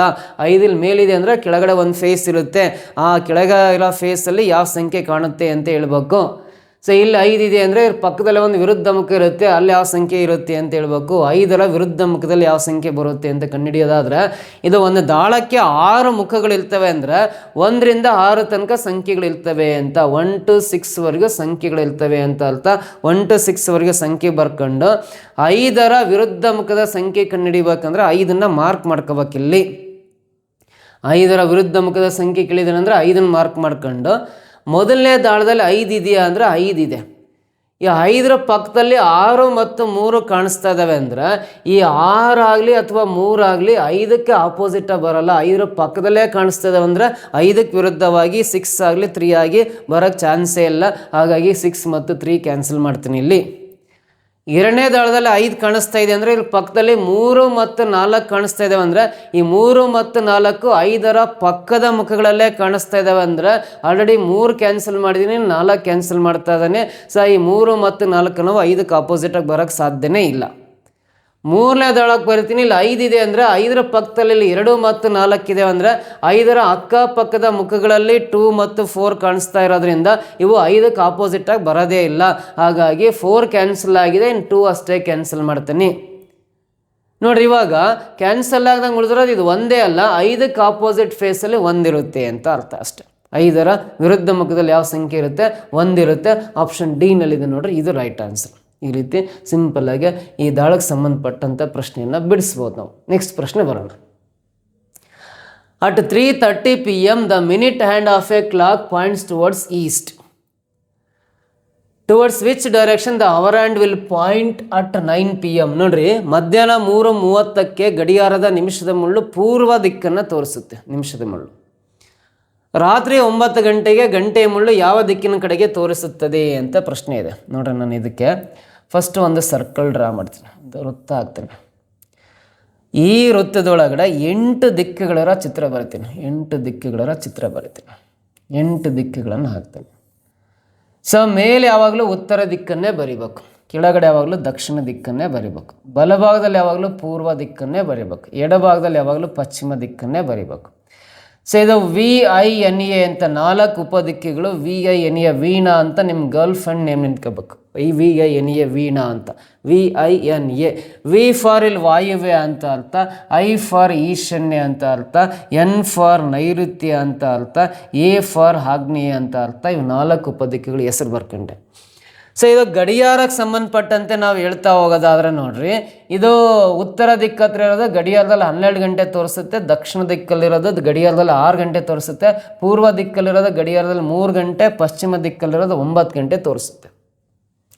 ಬಟ್ ಈಶಾನ್ಯ ದಿಕ್ಕು ನಂಬರ್ ತೋರಿಸಲ್ಲ. ಈಶಾನ್ಯ ದಿಕ್ಕಿಂದ ಲೆಫ್ಟ್ ಸೈಡಿಗೆ ರೈಟ್ ಸೈಡಿಗೆ ಇದು 12 ಆದಮೇಲೆ 1 ಗಂಟೆ, ಇದು 2 ಗಂಟೆ ಅಂತ ಬರಿಬೇಕು. ಈ ಆಗ್ನೇಯದ ಲೆಫ್ಟ್ ಸೈಡು ರೈಟ್ ಸೈಡಿಗೆ ಇದು 3 ಆದಮೇಲೆ 4, ಇದು 5 ಗಂಟೆ ಬರಿಬೇಕು. ಸೊ ದಕ್ಷಿಣದ ನೈಋತ್ಯ ಲೆಫ್ಟ್ ಸೈಡು ಮತ್ತು ರೈಟ್ ಸೈಡಿಗೆ 7, 6 ಆದಮೇಲೆ 7, ಇದು 8 ಬರಿಬೇಕು. ಸೊ ಇಲ್ಲಿ ಇವೆರಡರ ಮಧ್ಯೆ ಮಾಡ್ಕೊಂಡು 9 ಆದಮೇಲೆ 10, 11 ಗಂಟೆ ಬರ್ಕೊಂಡ್ರೆ ಇದು ಗಡಿಯಾರ ಆಯ್ತು. ಗಡಿಯಾರ ಬರ್ಕೊಂಡೆ. ಆ ಗಡಿಯಾರದೊಳಗೆ 8 ದಿಕ್ಕುಗಳು ತೋರಿಸಿದೆ. ಸೊ ಇವಾಗ ಪ್ರಶ್ನೆ 3:30 ಅಂತ ಕೊಟ್ಟಿದ್ದಾನೆ. ಗಡಿಯಾರದಲ್ಲಿ 3 ಗಂಟೆ 30 ನಿಮಿಷ ಅಂದರೆ 3 ಗಂಟೆ 30 ನಿಮಿಷ ಅಂದರೆ ಈ ನಿಮಿಷದ ಮುಳ್ಳು ಏನಿದೆಯಲ್ಲ ಎಕ್ಸಾಕ್ಟಾಗಿ 6 ಹತ್ರ ಇರುತ್ತೆ. ನಿಮಿಷದ ಮುಳ್ಳು ಎಕ್ಸಾಕ್ಟಾಗಿ 6 ಹತ್ರ ಇರುತ್ತೆ. ಸೊ 3:30 ಅಂದರೆ ಗಂಟೆ ಮುಳ್ಳು ಇದೆಯಲ್ಲ, ಗಂಟೆ ಮುಳ್ಳು ಈ 3 ಮತ್ತು 4 ನಡುವೆ ಇರುತ್ತೆ. 3:30 ಆದಾಗ ಗಂಟೆ ಮುಳ್ಳು 3 ಮತ್ತು 4 ನಡುವೆ ಇರುತ್ತೆ. ಸೊ ನಿಮಿಷದ ಮುಳ್ಳು ಪೂರ್ವ ದಿಕ್ಕನ್ನು ತೋರಿಸ್ತಾ ಇದೆ ಅಂತ ಕೊಟ್ಟಿದ್ದಾರೆ. ನಿಮಿಷದ ಮುಳ್ಳು ಪೂರ್ವ ದಿಕ್ಕನ್ನು, ಈ ನಿಮಿಷದ ಮುಳ್ಳು ಇದೆಯಲ್ಲ ಇದು ಪೂರ್ವ ದಿಕ್ಕನ್ನು ತೋರಿಸ್ತಾ ಇದೆ ಅಂತ ಹೇಳಿದೆ. ನಾನು ಬ್ರಾಕೆಟಲ್ಲಿ ಪೂರ್ವ ದಿಕ್ಕು ಬರಿತೀನಿ.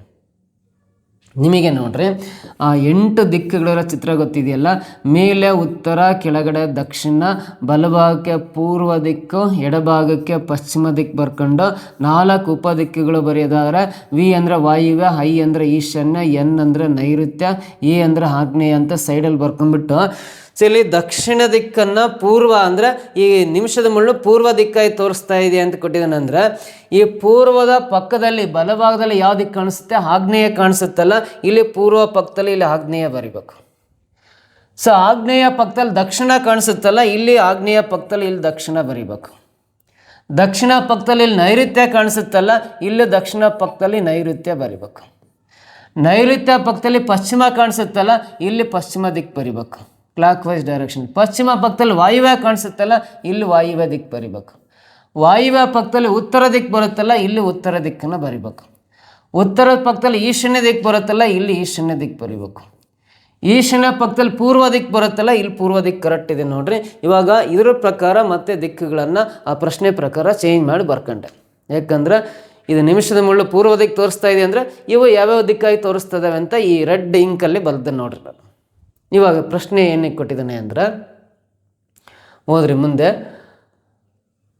ರಾತ್ರಿ 9 ಗಂಟೆಯ ಮುಳ್ಳು 9 ಗಂಟೆ ಆದಾಗ ಗಂಟೆ ಮುಳ್ಳು ಯಾವ ದಿಕ್ಕಿನ ಕಡೆಗೆ ತೋರಿಸುತ್ತೆ ಅಂತ ನೋಡ್ರಿ. ರಾತ್ರಿ 9 ಗಂಟೆ ಅಂದ್ರೆ ಗಂಟೆ ಮುಳ್ಳು 9 ಹತ್ರ ಇರುತ್ತೆ, ನಿಮಿಷದ ಮುಳ್ಳು 12 ಹತ್ರ ಕರೆಕ್ಟ್ ಇರುತ್ತೆ. ಇದು ರಾತ್ರಿ 9 ಗಂಟೆ. ಗಂಟೆ ಮುಳ್ಳು ಕರೆಕ್ಟ್ 9 ಹತ್ರ ಇರುತ್ತೆ, ನಿಮಿಷದ ಮುಳ್ಳು 12 ಹತ್ರ ಇದೆ. ಇದು ರಾತ್ರಿ 9 ಗಂಟೆ.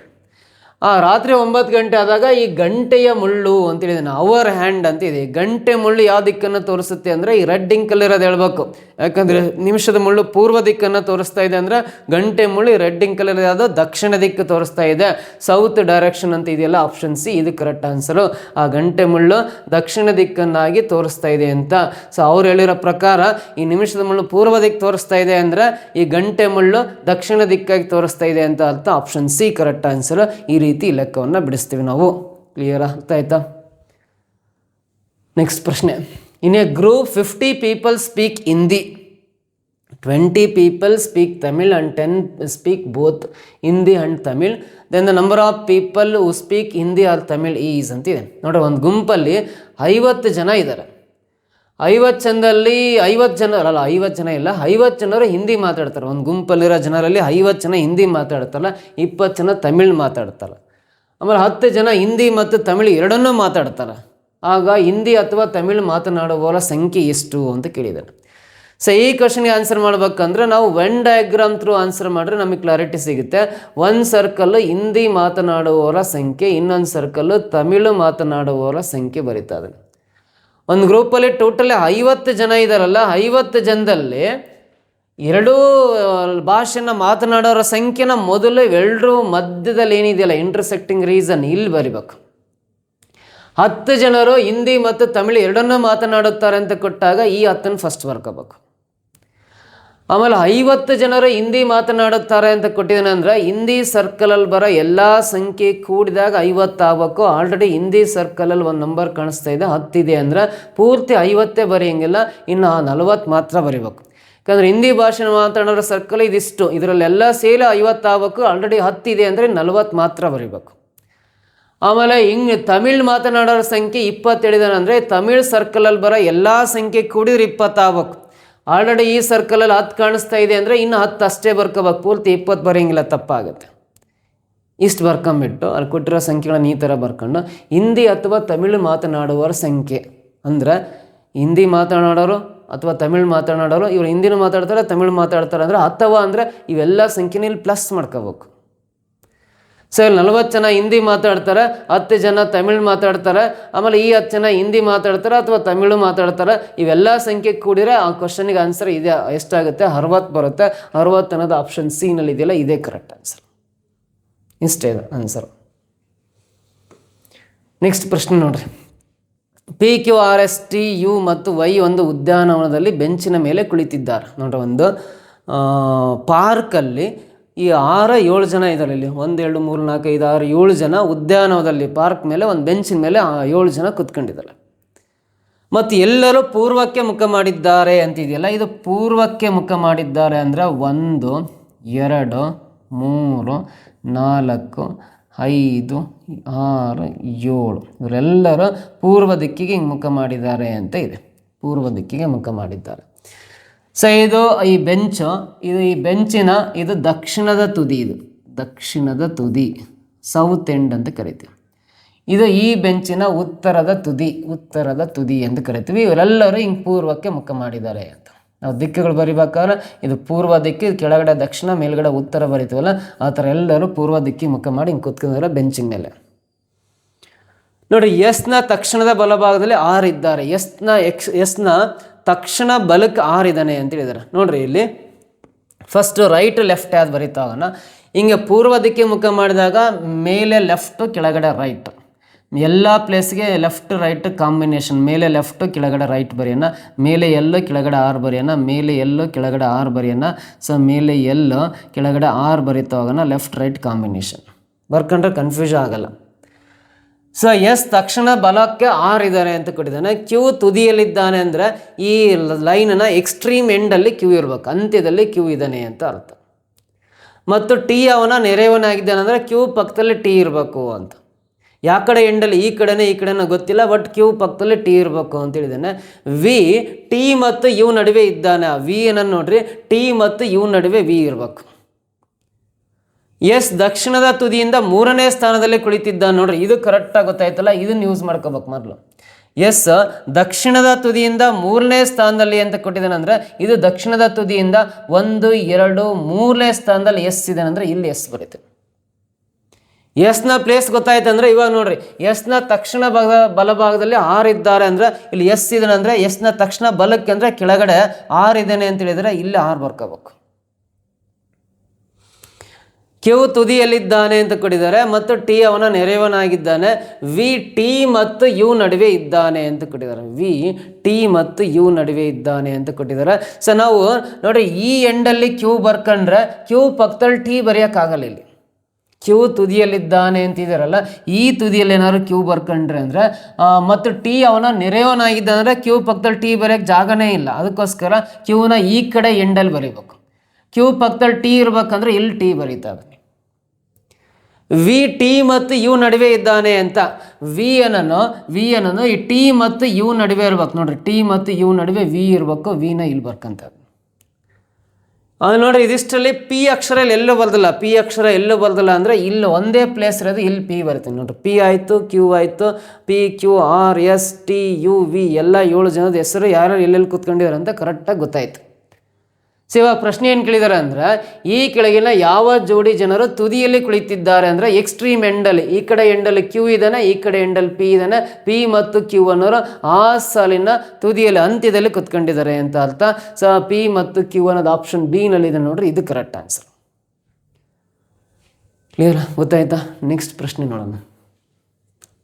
ಟ್ರೈನಿಗೆ ಸಂಬಂಧಪಟ್ಟಂತೆ ಪ್ರಶ್ನೆ. A train running at a speed of 60 km/h crosses a pole in 9 seconds.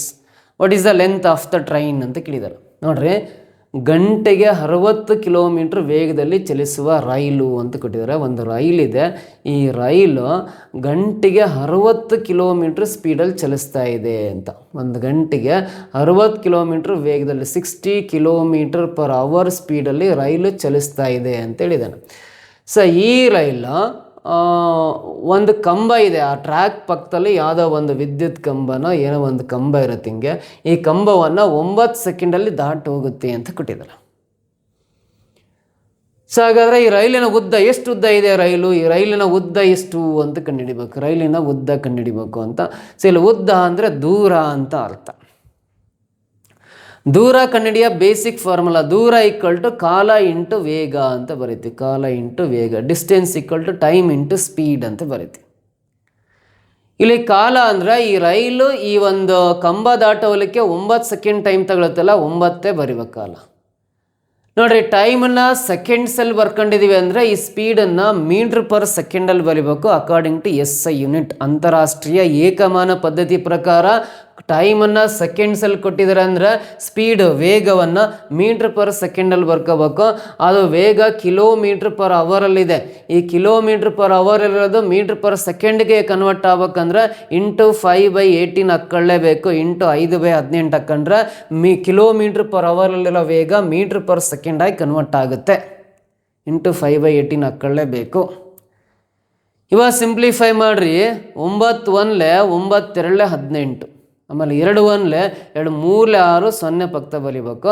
30 × 5 ಗುಣಾಕಾರ ಮಾಡಿರಿ. 35 150 ಬರುತ್ತಲ್ಲ, ಆ ರೈಲು 150 ಮೀಟ್ರ್ ಉದ್ದ ಇರುತ್ತೆ ಅಂತ. ಲೆಂತ್ ಆಫ್ ದ ಟ್ರೈನ್ ಎಷ್ಟಂದ್ರೆ 150 ಮೀಟ್ರ್ ಉದ್ದ ಇರುತ್ತೆ. ಆಪ್ಷನ್ ಡಿ ನಲ್ಲಿದೆ ನೋಡ್ರಿ, ಇದು ಸರಿ ಉತ್ತರ ಆಗುತ್ತೆ. ಅದಕ್ಕೆ D is the right answer. ಈ ರೀತಿ ಈ ಲೆಕ್ಕವನ್ನು ಸಿಂಪಲಾಗಿ ಬಿಡಿಸ್ತೀವಿ. ನಾನು ಚಿತ್ರ ನಿಮಗೆ ಎಕ್ಸ್ಪ್ಲನೇಷನ್ಗೋಸ್ಕರ ಕಾನ್ಸೆಪ್ಟ್ ಅರ್ಥ ಆಗಲಿ ಅಂತ ಅಷ್ಟೇ ಬಲ್ದಿರೋದು.